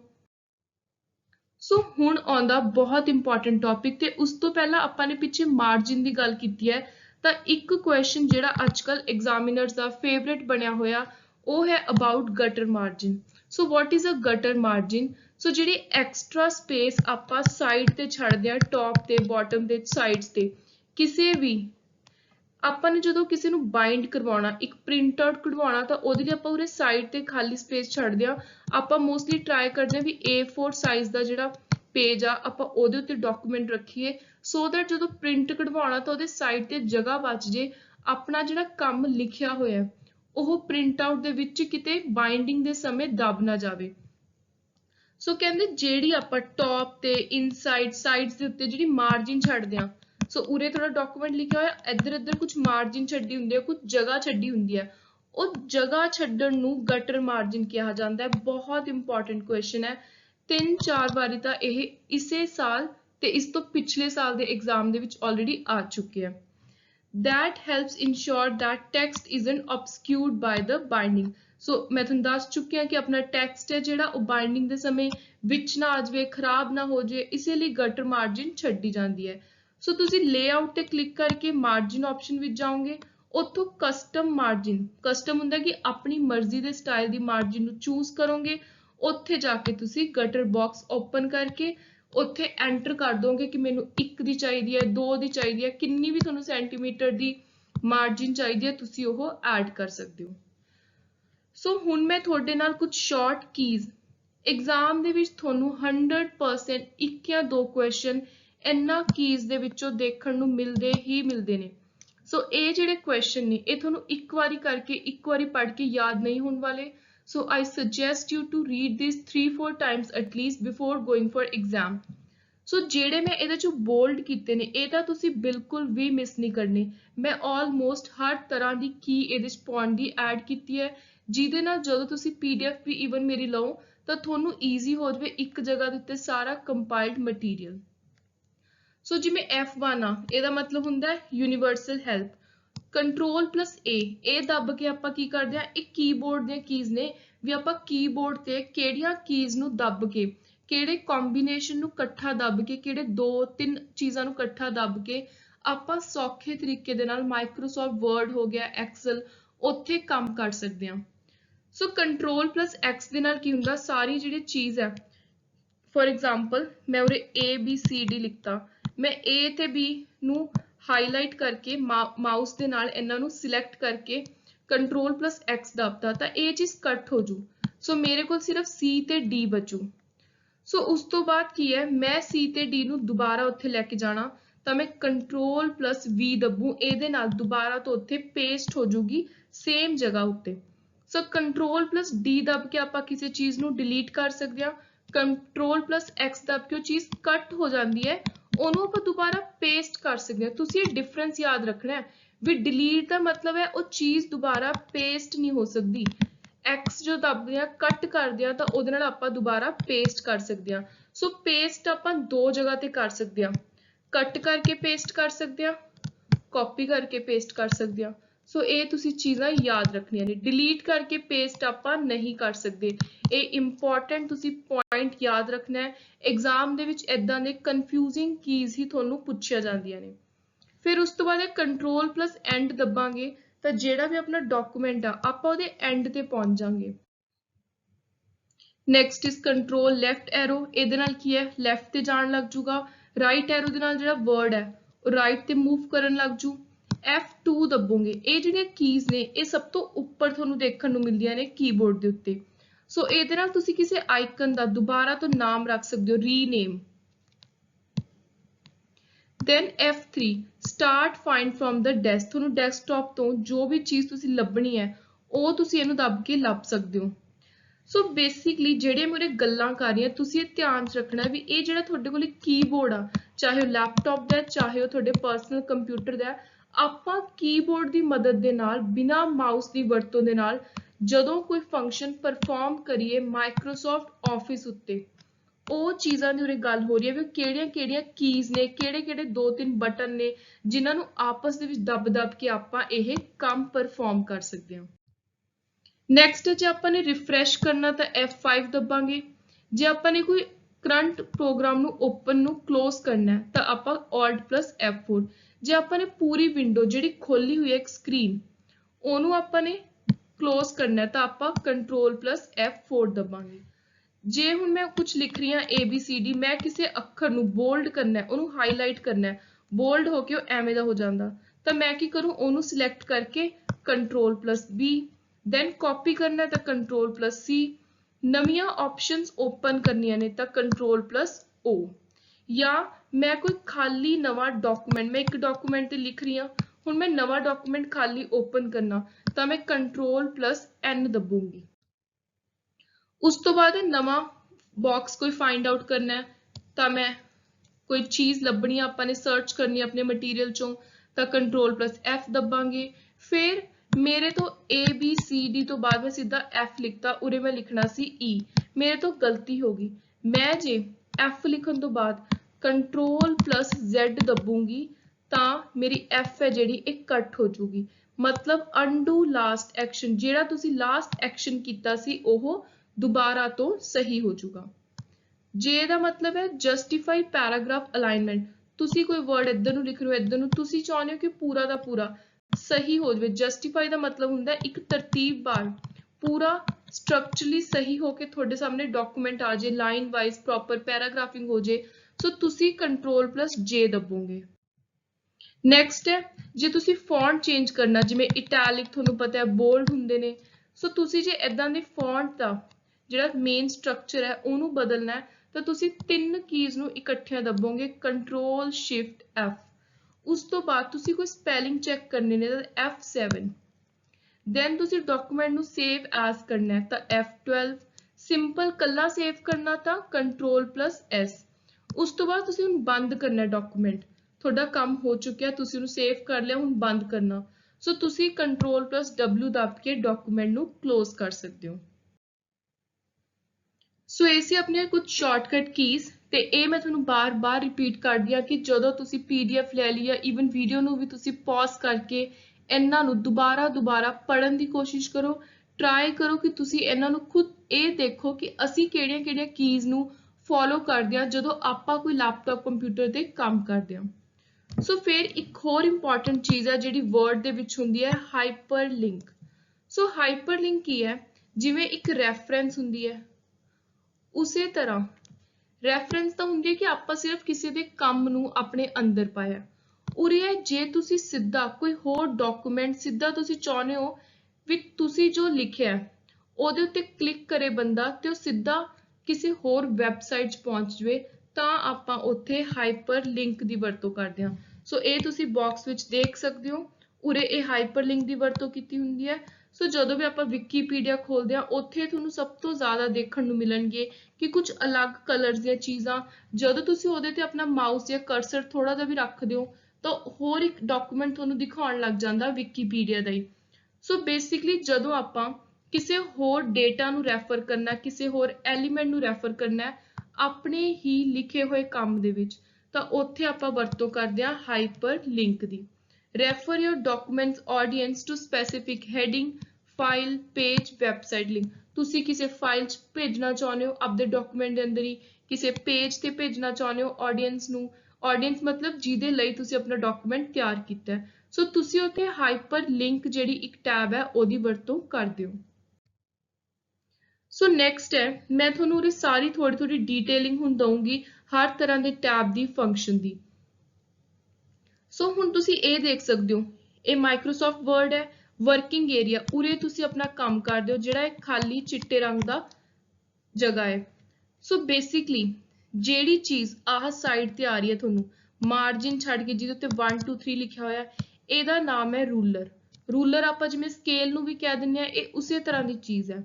ਜਿਹੜੀ ਚੀਜ਼ ਉਰੇ ਨੀਚੇ ਆ ਰਹੀ ਹੈ, ਜਿੱਥੇ ਕਈ ਵਾਰੀ ਆਉਂਦਾ ਹੁੰਦਾ ਵੀ ਤੁਹਾਡੇ ਇੰਨੇ ਵਰਡਸ ਲਿਖੇ ਗਏ, ਉਹਨੂੰ ਆਪਾਂ ਕਹਿੰਦੇ ਆ ਸਟੇਟਸ ਬਾਰ। ਜਿੱਥੋਂ ਤੁਸੀਂ ਉੱਪਰ ਨੀਚੇ ਕਰਦੇ ਹੋ ਡਾਕੂਮੈਂਟ ਨੂੰ ਸਕਰੋਲ ਕਰਦੇ ਹੋ, ਉਹਦਾ ਨਾਮ ਹੈ ਸਕਰੋਲ ਬਾਰ। ਜਿੱਥੋਂ ਤੁਸੀਂ ਆਪਣੇ ਡਾਕੂਮੈਂਟ ਦੀ ਫਾਰਮੈਟਿੰਗ ਕਰਦੇ ਹੋ, ਤੁਸੀਂ ਆਪਣਾ ਸਾਈਜ਼ ਵੱਡਾ ਛੋਟਾ ਕਰਦੇ ਹੋ, ਫੌਂਟ ਬਦਲਦੇ ਹੋ, ਰੰਗ ਬਦਲਦੇ ਹੋ, ਉਹਨੂੰ ਕਹਿੰਦੇ ਆਪਾਂ ਫਾਰਮੈਟਿੰਗ ਟੈਬ। ਸੋ ਇਹ ਤੁਸੀਂ ਥੋੜੀਆਂ ਜਿਹੀਆਂ ਚੀਜ਼ਾਂ ਇੰਪੋਰਟੈਂਟ ਯਾਦ ਰੱਖਣੀਆਂ ਨੇ। ਤੇ ਆਹ ਹੈ ਕਰਸਰ, ਜਿਹੜਾ ਮੈਂ ਤੁਹਾਨੂੰ ਕਹਿ ਰਹੀ ਸੀ ਵੀ ਤੁਸੀਂ ਇਹ ਕਰਸਰ ਨੂੰ ਜਿਹੜੇ ਵੀ ਅੱਖਰ ਦੇ ਅੱਗੇ ਰੱਖ ਕੇ ਸ਼ਾਰਟ ਕੀ ਕੀਬੋਰਡ ਤੋਂ ਦੱਬੋਗੇ ਤਾਂ ਤੁਸੀਂ ਜੋ ਚਾਹੁੰਦੇ ਹੋ ਉਹ ਤੁਹਾਡਾ ਕੰਮ ਉਰੇ ਹੋ ਜਾਊਗਾ। ਸੋ ਇਹ ਹੈ ਕਰਸਰ ਜਿਹਦੇ ਨਾਲ ਆਪਾਂ ਟਾਈਪ ਕਰਦੇ ਹਾਂ। ਬਾਕੀ ਉੱਪਰ ਤੁਹਾਨੂੰ ਪਤਾ ਹੀ ਹੈ ਟਾਈਟਲ ਬਾਰ, ਤੁਹਾਡੇ ਡਾਕੂਮੈਂਟ ਦਾ ਨਾਮ ਕੀ ਹੈ ਉਹ ਸਭ ਤੋਂ ਉੱਪਰ ਆ ਜਾਂਦਾ ਹੈ। ਫਿਰ ਮੈਨੂ ਬਾਰ ਦੇ ਵਿੱਚ ਕੀ ਹੁੰਦੀਆਂ ਨੇ, ਅੱਡ-ਅੱਡ ਤਰ੍ਹਾਂ ਦੀਆਂ ਉਰੇ ਤੁਹਾਨੂੰ ਫੰਕਸ਼ਨਸ ਮਿਲਦੇ ਨੇ। ਸੋ ਸਟੈਂਡਰਡ ਟੂਲ ਬਾਰ, ਜਿੱਥੋਂ ਕਹਿੰਦੇ ਤੁਹਾਡੇ ਜਿਹੜਾ ਡਾਕੂਮੈਂਟ ਹੈ ਉਹ ਲੈਫਟ ਤੇ ਰੱਖਣਾ ਹੈ, ਉਹ ਸੈਂਟਰ 'ਚ ਰੱਖਣਾ ਹੈ, ਉਹ ਤੁਸੀਂ ਰਾਈਟ ਤੇ ਰੱਖਣਾ ਹੈ, ਜਾਂ ਤੁਸੀਂ ਉਹਨੂੰ ਜਸਟੀਫਾਈ ਕਰਨਾ ਹੈ ਵੀ ਉਹ ਠੀਕ ਰਵੇ, ਆਪਣੀ ਤਰੀਕੇ ਦੇ ਨਾਲ ਐਡਜਸਟ ਕਰ ਲਵੇ ਆਪਣੀ ਜਗ੍ਹਾ, ਉਹਨੂੰ ਆਪਾਂ ਕਹਿੰਦੇ ਆ ਸਟੈਂਡਰਡ ਟੂਲ ਬਾਰ। ਸੋ ਇਹ ਵੀ ਤੁਸੀਂ ਯਾਦ ਰੱਖਣਾ ਹੈ, ਸਟੈਂਡਰਡ ਟੂਲ ਬਾਰ। ਸੋ ਮੈਂ ਤੁਹਾਨੂੰ ਇਹ ਪਿਕਚਰ ਤੇ ਪ੍ਰੋਪਰ ਡੀਟੇਲਿੰਗ ਇਸੇ ਲਈ ਪ੍ਰੋਵਾਈਡ ਕਰ ਰਹੀ ਹਾਂ ਕਿਉਂਕਿ ਜਿਹੜਾ ਪੂਰਾ ਟੌਪਿਕ ਹੈ ਮਾਈਕਰੋਸਾਫਟ ਆਫਿਸ ਦਾ, ਤੁਹਾਨੂੰ ਇਹਦੇ ਹਰ ਚੀਜ਼ ਬਾਰੇ ਨੌਲੇਜ ਹੋਣੀ ਚਾਹੀਦੀ ਹੈ ਕਿਉਂਕਿ ਐਗਜ਼ਾਮ ਵਿੱਚ ਇਹ ਟੌਪਿਕ ਇੰਨਾ ਜ਼ਿਆਦਾ ਵਾਈਡ ਹੈ ਕਿ ਕਿਤੋਂ ਕੁਝ ਵੀ ਆ ਸਕਦਾ ਹੈ। ਸੋ ਨੈਕਸਟ ਹੁਣ ਆਪਾਂ ਦੇਖਦੇ ਹਾਂ, ਜਿਹੜਾ ਇਹ ਵਾਲਾ ਆਈਕਨ ਹੈ ਇਹਦੇ ਤੋਂ ਆਪਾਂ ਕੁਇਕ ਸੇਵ ਕਰ ਸਕਦੇ ਹਾਂ ਜੇ ਆਪਣੇ ਡਾਕੂਮੈਂਟ ਨੂੰ ਆਪਾਂ ਨੇ ਜਲਦੀ ਸੇਵ ਕਰਨਾ ਹੈ। ਜਿਹੜਾ ਇਹ ਏਦਾਂ ਦਾ ਐਰੋ ਹੈ ਪਿੱਛੇ ਜਾਣ ਵਾਲਾ, ਇਹਦਾ ਮਤਲਬ ਹੈ ਅਨਡੂ, ਕਿ ਆਪਾਂ ਨੇ ਜੋ ਕੀਤਾ ਆਪਾਂ ਹੁਣ ਉਹਨੂੰ ਦੁਬਾਰਾ ਉਸੇ ਜਗ੍ਹਾ ਤੇ ਲੈ ਕੇ ਆਉਣਾ ਚਾਹੁੰਦੇ ਹਾਂ, ਉਹਨੂੰ ਆਪਾਂ ਕੱਟ ਕਰਨਾ ਚਾਹੁੰਦੇ ਹਾਂ। ਰੀਡੂ ਦਾ ਮਤਲਬ ਹੈ ਕਿ ਜੋ ਚੀਜ਼ ਆਪਾਂ ਨੇ ਕੱਟ ਕੀਤੀ ਆ ਉਹਨੂੰ ਦੁਬਾਰਾ ਆਪਣੇ ਕੋਲ ਆ ਜਾਵੇ। ਸੋ ਇਹ ਹੈ ਰੀਡੂ। ਉਸ ਤੋਂ ਬਾਅਦ ਕੁਇਕ ਪ੍ਰਿੰਟ, ਇਹ ਪ੍ਰਿੰਟਰ ਦਾ ਨਿਸ਼ਾਨ ਬਣਿਆ ਹੋਇਆ, ਜਿਹੜਾ ਇੱਕ ਐਵੇਂ ਦਾ ਨਿਸ਼ਾਨ ਬਣਿਆ ਹੁੰਦਾ ਜਿਹਦੇ ਉੱਤੇ ਇੱਕ ਤਰ੍ਹਾਂ ਦਾ ਸਰਚ ਦਾ ਆਈਕਨ ਹੁੰਦਾ ਹੈ, ਇਹ ਹੁੰਦਾ ਪ੍ਰਿੰਟ ਪ੍ਰੀਵਿਊ। ਪ੍ਰਿੰਟ ਪ੍ਰੀਵਿਊ ਦਾ ਮਤਲਬ ਹੁੰਦਾ ਹੈ ਕਿ ਤੁਹਾਡਾ ਪ੍ਰਿੰਟ ਆਊਟ ਹੋ ਕੇ ਡਾਕੂਮੈਂਟ ਕਿਵੇਂ ਦਾ ਨਿਕਲੂ, ਤੁਸੀਂ ਉਹ ਚੀਜ਼ ਦੇਖਣਾ ਚਾਹੁੰਦੇ ਹੋ ਪ੍ਰਿੰਟ ਪ੍ਰੀਵਿਊ ਵਿੱਚ। ਫਿਰ ਇਹ ਜਿਹੜਾ ਆਈਕਨ ਹੈ ਹੈਗਾ ਨਵੇਂ ਡਾਕੂਮੈਂਟ ਦਾ, ਕਿ ਤੁਸੀਂ ਕੋਈ ਨਿਊ ਡਾਕੂਮੈਂਟ ਖੋਲਣਾ ਚਾਹੁੰਦੇ ਹੋ। ਦੈਨ ਜਿਹੜਾ ਛੋਟਾ ਜਿਹਾ ਹੁੰਦਾ ਆਹ ਸਾਈਡ ਤੇ ਐਵੇਂ ਦੇ 2 ਲਾਈਨਾਂ ਵਾਲਾ, ਇਹਦਾ ਮਤਲਬ ਹੈ ਕਸਟਮਾਈਜ਼ ਟੂਲ ਬਾਰ। ਤੁਸੀਂ ਆਪਣਾ ਜਿਹੜਾ ਪੂਰਾ ਦਾ ਪੂਰਾ ਟੂਲ ਬਾਰ ਹੈ ਇਹਦੇ ਚੋਂ ਜੇ ਕੁਝ ਆਪਸ਼ਨਾਂ ਹਟਾਉਣੀਆਂ ਚਾਹੁੰਦੇ ਹੋ, ਕੁਝ ਨਵੀਆਂ ਐਡ ਕਰਨੀਆਂ ਨੇ, ਤਾਂ ਤੁਸੀਂ ਇਸ ਕਸਟਮਾਈਜ਼ ਟੂਲ ਬਾਰ ਤੇ ਜਾ ਕੇ ਉਹ ਕਰ ਸਕਦੇ ਹੋ। ਸੋ ਇਹ ਹੈ ਕੁਇਕ ਐਕਸੈਸ ਟੂਲ ਬਾਰ। ਇਹ ਤੁਸੀਂ ਯਾਦ ਰੱਖਣਾ ਹੈ ਕਿ ਇਹਦੇ 'ਚ ਫੰਕਸ਼ਨਸ ਕਿਹੜੇ-ਕਿਹੜੇ ਨੇ ਇੰਪੋਰਟੈਂਟ। ਸੋ ਫਿਰ ਆ ਗਿਆ ਆਪਣਾ ਹੋਮ ਟੂਲ ਬਾਰ। ਹੁਣ ਜਿਹੜਾ ਉੱਪਰਲਾ ਆਪਾਂ ਨੇ ਵੱਡਾ ਮੇਨ ਦੇਖ ਲਿਆ ਕੁਇਕ, ਹੁਣ ਉਹਦੇ ਅੰਦਰ ਦੇਖਾਂਗੇ ਕਿ ਉਸ ਪੂਰੇ ਘਰ ਦੇ ਅੰਦਰ ਜਿਹੜਾ ਪੂਰਾ ਇੱਕ ਚੀਜ਼ ਹੈ ਟੂਲ ਬਾਰ ਹੈ, ਇਹਦੇ ਅੰਦਰ ਕੀ ਹੈ। ਸੋ ਜਿਹੜਾ ਉਰੇ ਨਾਮ ਹੁੰਦਾ ਤੁਹਾਡੇ ਫੌਂਟ ਦਾ ਸਟਾਈਲ, ਉਹਨੂੰ ਕਹਿੰਦੇ ਆਪਾਂ ਫੌਂਟ ਨੇਮ। ਕਿੰਨੇ ਸਾਈਜ਼ ਦਾ ਤੁਸੀਂ ਆਪਣਾ ਅੱਖਰ ਰੱਖਣਾ ਹੈ, ਦੈਟ ਇਜ਼ ਫੌਂਟ ਸਾਈਜ਼। ਫਿਰ ਆਟੋਮੇਟਿਡ ਕੇਸਿਸ, ਕਲੀਅਰ ਆਲ ਫਾਰਮੈਟਿੰਗ, बोल्ड, इटैलिक, अंडरलाइन। ਇਹ ਕੁਐਸਚਨ ਬਹੁਤ ਵਾਰੀ ਆਇਆ ਹੈ ਕਿ ਫੌਂਟ ਨੇਮ ਫੌਂਟ ਸਾਈਜ਼ ਤੋਂ ਇਲਾਵਾ ਫਾਰਮੈਟਿੰਗ ਦੇ ਵਿੱਚ ਮੇਨ ਕੀ ਚੀਜ਼ ਆਉਂਦੀ ਹੈ। ਸੋ ਉਹ ਆਉਂਦੀ ਹੈ ਇਹ 3 ਤਰ੍ਹਾਂ ਦੀ ਆਪਸ਼ਨ, ਕਿ ਤੁਸੀਂ ਆਪਣੇ ਅੱਖਰ ਨੂੰ ਜ਼ਿਆਦਾ ਹਾਈਲਾਈਟ ਕਰਕੇ ਉੱਭਰ ਕੇ ਉਹਨੂੰ ਬਾਹਰ ਕੱਢਣਾ ਚਾਹੁੰਦੇ ਹੋ, ਦੈਟ ਇਜ਼ ਬੋਲਡ। ਉਹਨੂੰ ਥੋੜਾ ਟੇਢਾ ਇਟੈਲਿਕ ਫੌਂਟ ਵਿੱਚ ਰੱਖਣਾ ਚਾਹੁੰਦੇ ਹੋ, ਜਾਂ ਤੁਸੀਂ ਉਹਦੇ ਨੀਚੇ ਲਾਈਨ ਖਿੱਚਣੀ ਹੈ ਅੰਡਰਲਾਈਨ। ਫਿਰ ਕਲਿੱਪਬੋਰਡ ਕੀ ਹੁੰਦਾ ਕਿ ਜਦੋਂ ਤੁਸੀਂ ਕਾਪੀ ਪੇਸਟ ਕਰਨਾ ਹੈ ਕੁਝ ਤਾਂ ਤੁਸੀਂ ਕਲਿੱਪਬੋਰਡ ਦੀ ਵਰਤੋਂ ਕਰ ਲੈਂਦੇ ਹੋ। ਹੁਣ ਕਾਪੀ ਦੇ ਲਈ ਤੁਸੀਂ ਸਿੱਧਾ Ctrl+C ਦੱਬ ਸਕਦੇ ਹੋ, ਪੇਸਟ ਦੇ ਲਈ ਸਿੱਧਾ Ctrl+V। ਸੋ ਇਹ ਕੀਜ਼ ਵੀ ਤੁਸੀਂ ਨਾਲ-ਨਾਲ ਯਾਦ ਕਰਦੇ ਜਾਓ। ਉਸ ਤੋਂ ਬਾਅਦ ਤੁਹਾਨੂੰ ਪਤਾ ਹੈ ਕਿ ਟੈਕਸਟ ਦੇ ਇਫੈਕਟ ਆ ਜਾਂਦੇ ਨੇ, ਕਲਰ ਆ ਜਾਂਦਾ, ਤੁਸੀਂ ਹਾਈਲਾਈਟ ਕਰ ਸਕਦੇ ਹੋ। ਜਿਵੇਂ ਤੁਸੀਂ ਦੇਖਿਆ ਹੋ ਕਿ ਮੈਂ ਆਪਣੇ ਜੋ ਵੀ ਹੈਡਿੰਗਸ ਨੇ ਉਹਨਾਂ ਨੂੰ ਹਾਈਲਾਈਟ ਕੀਤਾ ਹੁੰਦਾ, ਸੋ ਉਹ ਇਸੇ ਟੂਲ ਬਾਰ ਦੀ ਹੈਲਪ ਦੇ ਨਾਲ ਹੁੰਦਾ ਹੈ। ਨੈਕਸਟ ਹੈ ਹੋਮ ਟੂਲ ਬਾਰ ਦੇ ਅੱਗੇ ਆਪਾਂ ਐਡਿਟ ਕਰਨ ਦੇ ਲਈ ਆਪਣਾ ਜਿਹੜਾ ਪੂਰਾ ਡਾਕੂਮੈਂਟ ਹੈ ਉਹਦੇ 'ਚ ਕੁਝ ਆਪਣੇ ਚੇਂਜਸ ਕਰਨੀਆਂ ਨੇ, ਐਡੀਟਿੰਗ ਕਰਨੀਆਂ ਨੇ, ਤਾਂ ਆਪਾਂ ਉਹ ਕਿਹੜੇ ਟੂਲਸ ਦੀ ਵਰਤੋਂ ਨਾਲ ਕਰਦੇ ਹਾਂ। ਸੋ ਜਿਹੜੇ ਆਪਣੇ ਫੌਂਟ ਦੇ ਨਾਲ ਇਹ ਤਿੰਨ ਚੀਜ਼ਾਂ ਲਿਖੀਆਂ ਹੁੰਦੀਆਂ ਨੇ, ਫਾਈਂਡ, ਉਸ ਤੋਂ ਬਾਅਦ ਰਿਪਲੇਸ, ਕੁਝ ਵਰਡਸ ਨੂੰ ਜੇ ਤੁਸੀਂ ਬਦਲਣਾ ਹੈ, ਸਿਲੈਕਟ। ਤੁਸੀਂ ਸਿਲੈਕਟ ਕਰ ਲੈਂਦੇ ਹੋ ਕੁਝ ਪੋਰਸ਼ਨ ਆਪਣੇ ਟੈਕਸਟ ਦਾ, ਜੇ ਤੁਸੀਂ ਕੋਈ ਐਡੀਟਿੰਗ ਕਰਨੀ ਹੈ, ਕੋਈ ਤੁਹਾਨੂੰ ਲੱਗ ਰਿਹਾ ਕਿ ਕੋਈ ਮੈਨੂੰ ਪੈਰਾ ਨਹੀਂ ਚਾਹੀਦਾ, ਕੋਈ ਲਾਈਨ ਨਹੀਂ ਚਾਹੀਦੀ, ਤਾਂ ਤੁਹਾਨੂੰ ਪੂਰਾ ਲੱਭਣ ਦੀ ਬਜਾਏ ਤੁਸੀਂ ਕੀ ਕਰਨਾ ਹੈ, ਉਹ ਵਰਡ ਨੂੰ ਫਾਈਂਡ ਤੇ ਜਾ ਕੇ ਟਾਈਪ ਕਰਨਾ ਹੈ, ਉਹ ਵਰਡ ਆਜੂ, ਤੁਸੀਂ ਉਹ ਪੈਰੇ ਤੱਕ ਪਹੁੰਚ ਜਾਓਗੇ, ਉੱਥੇ ਜਾ ਕੇ ਤੁਸੀਂ ਰਿਪਲੇਸ ਦਾ ਦੱਬ ਦੇਣਾ। ਰਿਪਲੇਸ ਦੇ ਨਾਲ ਕੀ ਹੋਊਗਾ, ਉਹ ਜਗ੍ਹਾ ਖਾਲੀ ਹੋ ਜੂ, ਫਿਰ ਤੁਸੀਂ ਉਹਦੇ ਚੋਂ ਜੇ ਕੁਝ ਨਵਾਂ ਐਡ ਕਰਨਾ ਉਹ ਕਰ ਸਕਦੇ ਹੋ। ਸੋ ਇਹ ਨੇ ਐਡੀਟਿੰਗ ਟੂਲਸ। ਸੋ ਐਡੀਟਿੰਗ ਟੂਲਸ ਦੇ ਅੰਦਰ ਤੁਸੀਂ ਯਾਦ ਰੱਖਣਾ ਤਿੰਨ ਚੀਜ਼ਾਂ ਆ ਗਈਆਂ, ਫਾਈਂਡ, ਰਿਪਲੇਸ ਤੇ ਲਾਸਟ ਵਿੱਚ ਆ ਗਿਆ ਸਿਲੈਕਟ। ਨੈਕਸਟ ਹੈ ਇਨਸਰਟ ਐਡ ਮੀਡੀਆ। ਤੁਸੀਂ ਕੋਈ ਫੋਟੋ ਐਡ ਕਰਨੀ ਹੈ, ਕੋਈ ਟੇਬਲ ਐਡ ਕਰਨਾ ਹੈ, ਕੋਈ ਸਮਾਰਟ ਆਰਟ, ਚਾਰਟ, ਸ਼ੇਪਸ, ਤੁਸੀਂ ਜੋ ਵੀ ਐਡ ਕਰਨਾ ਉਹ ਤੁਸੀਂ ਇਨਸਰਟ ਟੈਬ ਦੇ ਅੰਦਰ ਜਾ ਕੇ ਐਡ ਕਰ ਦਿਓ। ਸੋ ਸਭ ਤੋਂ ਪਹਿਲਾਂ ਤੁਸੀਂ ਬਲੈਂਕ ਪੇਜ, ਖਾਲੀ ਪੇਜ ਰੱਖ ਦਿਓ। ਤੁਸੀਂ ਪੇਜ ਬ੍ਰੇਕ, ਜੇ ਤੁਸੀਂ ਚਾਹੁੰਦੇ ਹੋ ਵੀ ਤੁਹਾਡਾ ਪੇਜ ਹੈ ਜਿਹੜਾ ਚੈਪਟਰ ਹੈ ਉਹ ਇੱਕ ਜਗ੍ਹਾ ਤੇ ਖਤਮ ਹੋ ਕੇ ਹੁਣ ਨਵਾਂ ਡਾਕੂਮੈਂਟ ਸ਼ੁਰੂ ਹੋ ਜਾਵੇ, ਤਾਂ ਤੁਸੀਂ ਉੱਥੇ ਪੇਜ ਬ੍ਰੇਕ ਦੀ ਵਰਤੋਂ ਕਰ ਸਕਦੇ ਹੋ। ਦੈਨ ਤੁਸੀਂ ਇਨਸਰਟ ਵਿੱਚ ਜਾ ਕੇ ਟੇਬਲ, ਤੁਸੀਂ ਦੇਖਿਓ ਮੈਂ ਬਹੁਤ ਵਾਰੀ ਟੇਬਲਸ ਦੀ ਵਰਤੋਂ ਕਰਦੀ ਹਾਂ ਆਪਣੀ ਪੀਪੀਟੀਜ਼ ਦੇ ਵਿੱਚ। ਸੋ ਉਹ ਇਸੇ ਆਪਸ਼ਨ ਦੇ ਨਾਲ ਕਰਦੀ ਹਾਂ ਮੈਂ, ਜਿਹਦੇ ਅੰਦਰ ਆਪਣੇ ਆਪ ਟੇਬਲਸ ਤੇ ਕਾਲਮ ਬਣ ਕੇ ਆ ਜਾਂਦੇ ਨੇ। ਫਿਰ ਹੈ ਡਿਜ਼ਾਈਨ, ਤੁਸੀਂ ਆਪਣੇ ਕੰਪਿਊਟਰ ਦੇ ਵਿੱਚੋਂ ਜਿਹੜੀ ਫੋਟੋ ਐਡ ਕਰਨੀ ਹੈ, ਤੁਸੀਂ ਦੇਖਿਆ ਹੋਊਗਾ ਕਿ ਮੈਂ ਜਿਹੜਾ ਪੰਜਾਬ ਪੁਲਿਸ ਦਾ ਕਾਫੀ ਵੀਡੀਓਜ਼ ਦੇ ਅੱਗੇ ਲੋਗੋ ਐਡ ਕਰਦੀ ਹਾਂ, ਉਹ ਮੈਂ ਇਸੇ ਦੀ ਵਰਤੋਂ ਨਾਲ ਕਰਦੀ ਹਾਂ। ਉਹ ਲੋਗੋ ਮੈਂ ਆਪਣੇ ਕੰਪਿਊਟਰ 'ਚ ਡਾਊਨਲੋਡ ਕੀਤਾ ਹੋਇਆ। ਮੈਂ ਕੀ ਕਰਦੀ ਹਾਂ, ਡਿਜ਼ਾਈਨ ਦੇ ਵਿੱਚ ਜਾ ਕੇ ਉਰੇ ਇਨਸਰਟ 'ਚ ਜਾ ਕੇ ਪਿਕਚਰ ਕਰਦੀ ਹਾਂ, ਉੱਥੇ ਆਉਂਦਾ ਆਨਲਾਈਨ ਪਿਕਚਰ ਜਾਂ ਪਿਕਚਰ ਫਰੋਮ ਯਰ ਕੰਪਿਊਟਰ। ਸੋ ਮੈਂ ਪਿਕਚਰ ਫਰੋਮ ਕੰਪਿਊਟਰ ਆਪਸ਼ਨ ਦੇਖ ਕੇ ਆ ਗਿਆ ਉਰੇ ਸੇਵ ਟੂ ਯਰ ਕੰਪਿਊਟਰ। ਸੋ ਆਹ ਵਾਲੀ ਆਪਸ਼ਨ ਮੈਂ ਯੂਜ਼ ਕਰਕੇ ਪੀਪੀ ਦਾ ਜੋ ਲੋਗੋ ਹੁੰਦਾ ਪੰਜਾਬ ਪੁਲਿਸ ਵਾਲਾ ਉਹ ਐਡ ਕਰ ਲੈਂਦੀ ਹਾਂ, ਜਾਂ ਜਿਹੜੀ ਮੇਰੀ ਆਪਣੀ ਟੈਂਪਲੇਟ ਦੀ ਪਿਕਚਰ ਆਉਂਦੀ ਆ ਉਹ ਵੀ ਮੈਂ ਇਸੇ ਤਰ੍ਹਾਂ ਐਡ ਕਰਦੀ ਹਾਂ। ਫਿਰ ਜੇ ਮੈਂ ਕੋਈ ਆਨਲਾਈਨ ਪਿਕਚਰ, ਜਿਵੇਂ ਐਂਡ ਤੇ ਮੈਂ ਕਈ ਵਾਰੀ ਥੈਂਕ ਯੂ ਲਿਖਿਆ ਹੁੰਦਾ, ਸੋ ਉਹ ਮੈਂ ਆਨਲਾਈਨ ਪਿਕਚਰ ਵਾਲੀ ਚੀਜ਼ ਵਿੱਚ ਜਾ ਕੇ ਕਰਦੀ ਹਾਂ ਐਡ। ਦੈਨ ਪੇਜ ਲੇਆਊਟ, ਜੇ ਤੁਸੀਂ ਕੋਈ ਹੋਰ ਸ਼ੇਪ ਵਗੈਰਾ ਦੇਣੀ ਹੈ, ਜਿਹੜੇ ਮੈਂ ਕਈ ਵਾਰੀ ਟੇਬਲਸ, ਸ਼ੇਪਸ ਤੁਹਾਨੂੰ ਡਿਫਰੈਂਸਿਸ ਜਿਹੜੇ ਕਰਵਾਉਣੀ ਆ ਉਹਨਾਂ ਦੇ ਲਈ ਮੈਂ ਕੁਝ ਚਾਰਟਸ ਐਡ ਕਰਦੀ ਹਾਂ। ਸੋ ਬੇਸਿਕਲੀ ਜੋ ਵੀ ਐਡੀਟਿੰਗ ਹੁੰਦੀ ਹੈ, ਤੁਹਾਡੇ ਕੰਮ ਨੂੰ ਲੋਕਾਂ ਦੇ ਅੱਗੇ ਤੁਸੀਂ ਕਿਵੇਂ ਬਿਊਟੀਫੁਲੀ ਪੇਸ਼ ਕਰਨਾ ਹੈ, ਉਹ ਜਿਹੜਾ ਸਾਰਾ ਕੰਮ ਹੈ ਉਹ ਇਸ ਇਨਸਰਟ ਟੈਬ ਦੇ ਥਰੂ ਹੀ ਕੀਤਾ ਜਾਂਦਾ ਹੈ। ਸੋ ਨੈਕਸਟ ਆਉਂਦਾ ਪੇਜ ਲੇਆਊਟ, ਜਿਹੜਾ ਤੁਹਾਡਾ ਪੂਰਾ ਡਾਕੂਮੈਂਟ ਹੈ, ਉਹਦਾ ਪੇਜ ਹੈ, ਹੁਣ ਉਹਦੀ ਪੂਰੀ ਲੇਆਊਟ, ਮਤਲਬ ਤੁਸੀਂ ਇਹ ਦੇਖਣਾ ਵੀ ਉਹਦੀ ਸਪੇਸਿੰਗ ਸਹੀ ਹੈ, ਉਹ ਬਿਲਕੁਲ ਸੈਂਟਰ 'ਚ ਆਵੇ, ਉਹਦਾ ਪ੍ਰਿੰਟ ਆਊਟ ਸਹੀ ਨਿਕਲੇ। ਸੋ ਉਹ ਸਾਰਾ ਕੁਝ ਹੁੰਦਾ ਹੈ ਪੇਜ ਲੇਆਊਟ ਦੇ ਵਿੱਚ। ਸੋ ਇਹ ਜਿੰਨੇ ਵੀ ਉਰੇ ਮਾਰਜਿਨ ਤੁਸੀਂ ਸਾਈਡ ਤੇ ਛੱਡ ਸਕਦੇ ਹੋ, ਇਸੇ ਮਾਰਜਿਨ ਦੇ ਅੰਦਰ ਜਾ ਕੇ ਤੁਸੀਂ ਗਟਰ ਮਾਰਜਿਨ ਕਸਟਮ ਕਰਕੇ ਆਪਸ਼ਨ ਚੂਜ਼ ਕਰ ਸਕਦੇ ਹੋ। ਦੈਨ ਤੁਸੀਂ ਓਰੀਐਂਟੇਸ਼ਨ, ਤੁਸੀਂ ਆਪਣੇ ਡਾਕੂਮੈਂਟ ਨੂੰ ਇਸ ਤਰ੍ਹਾਂ ਨਾਲ ਪੇਸ਼ ਕਰਨਾ ਹੈ ਜਾਂ ਫਿਰ ਐਵੇਂ ਨੀਚੇ ਨੂੰ। ਸੋ ਇਹ ਤੁਸੀਂ ਦੇਖ ਸਕਦੇ ਹੋ, ਤੁਸੀਂ ਪੋਰਟਰੇਟ ਕਰਨਾ ਹੈ ਜਾਂ ਤੁਸੀਂ ਲੈਂਡਸਕੇਪ ਕਰਨਾ ਹੈ। ਦੈਨ ਤੁਸੀਂ ਕਾਲਮ, ਰੋ, ਸਾਈਜ਼, ਐਵਰੀਥਿੰਗ, ਸਾਰਾ ਕੁਝ ਪੇਜ ਦੇ ਸਟਰਕਚਰ ਨੂੰ ਲੈ ਕੇ ਤੁਸੀਂ ਆਪਣਾ ਪੇਜ ਪ੍ਰਿੰਟ ਆਊਟ ਹੋਣ ਤੋਂ ਬਾਅਦ ਕਿਵੇਂ ਦਾ ਦੇਖਣਾ ਚਾਹੁੰਦੇ ਹੋ, ਉਹ ਸਾਰਾ ਕੁਝ ਹੋਊਗਾ ਪੇਜ ਲੇਆਊਟ ਦੇ ਅੰਦਰ। ਨੈਕਸਟ ਹੁਣ ਆਪਣਾ ਆ ਗਿਆ ਮਾਈਕਰੋਸਾਫਟ ਐਕਸਲ।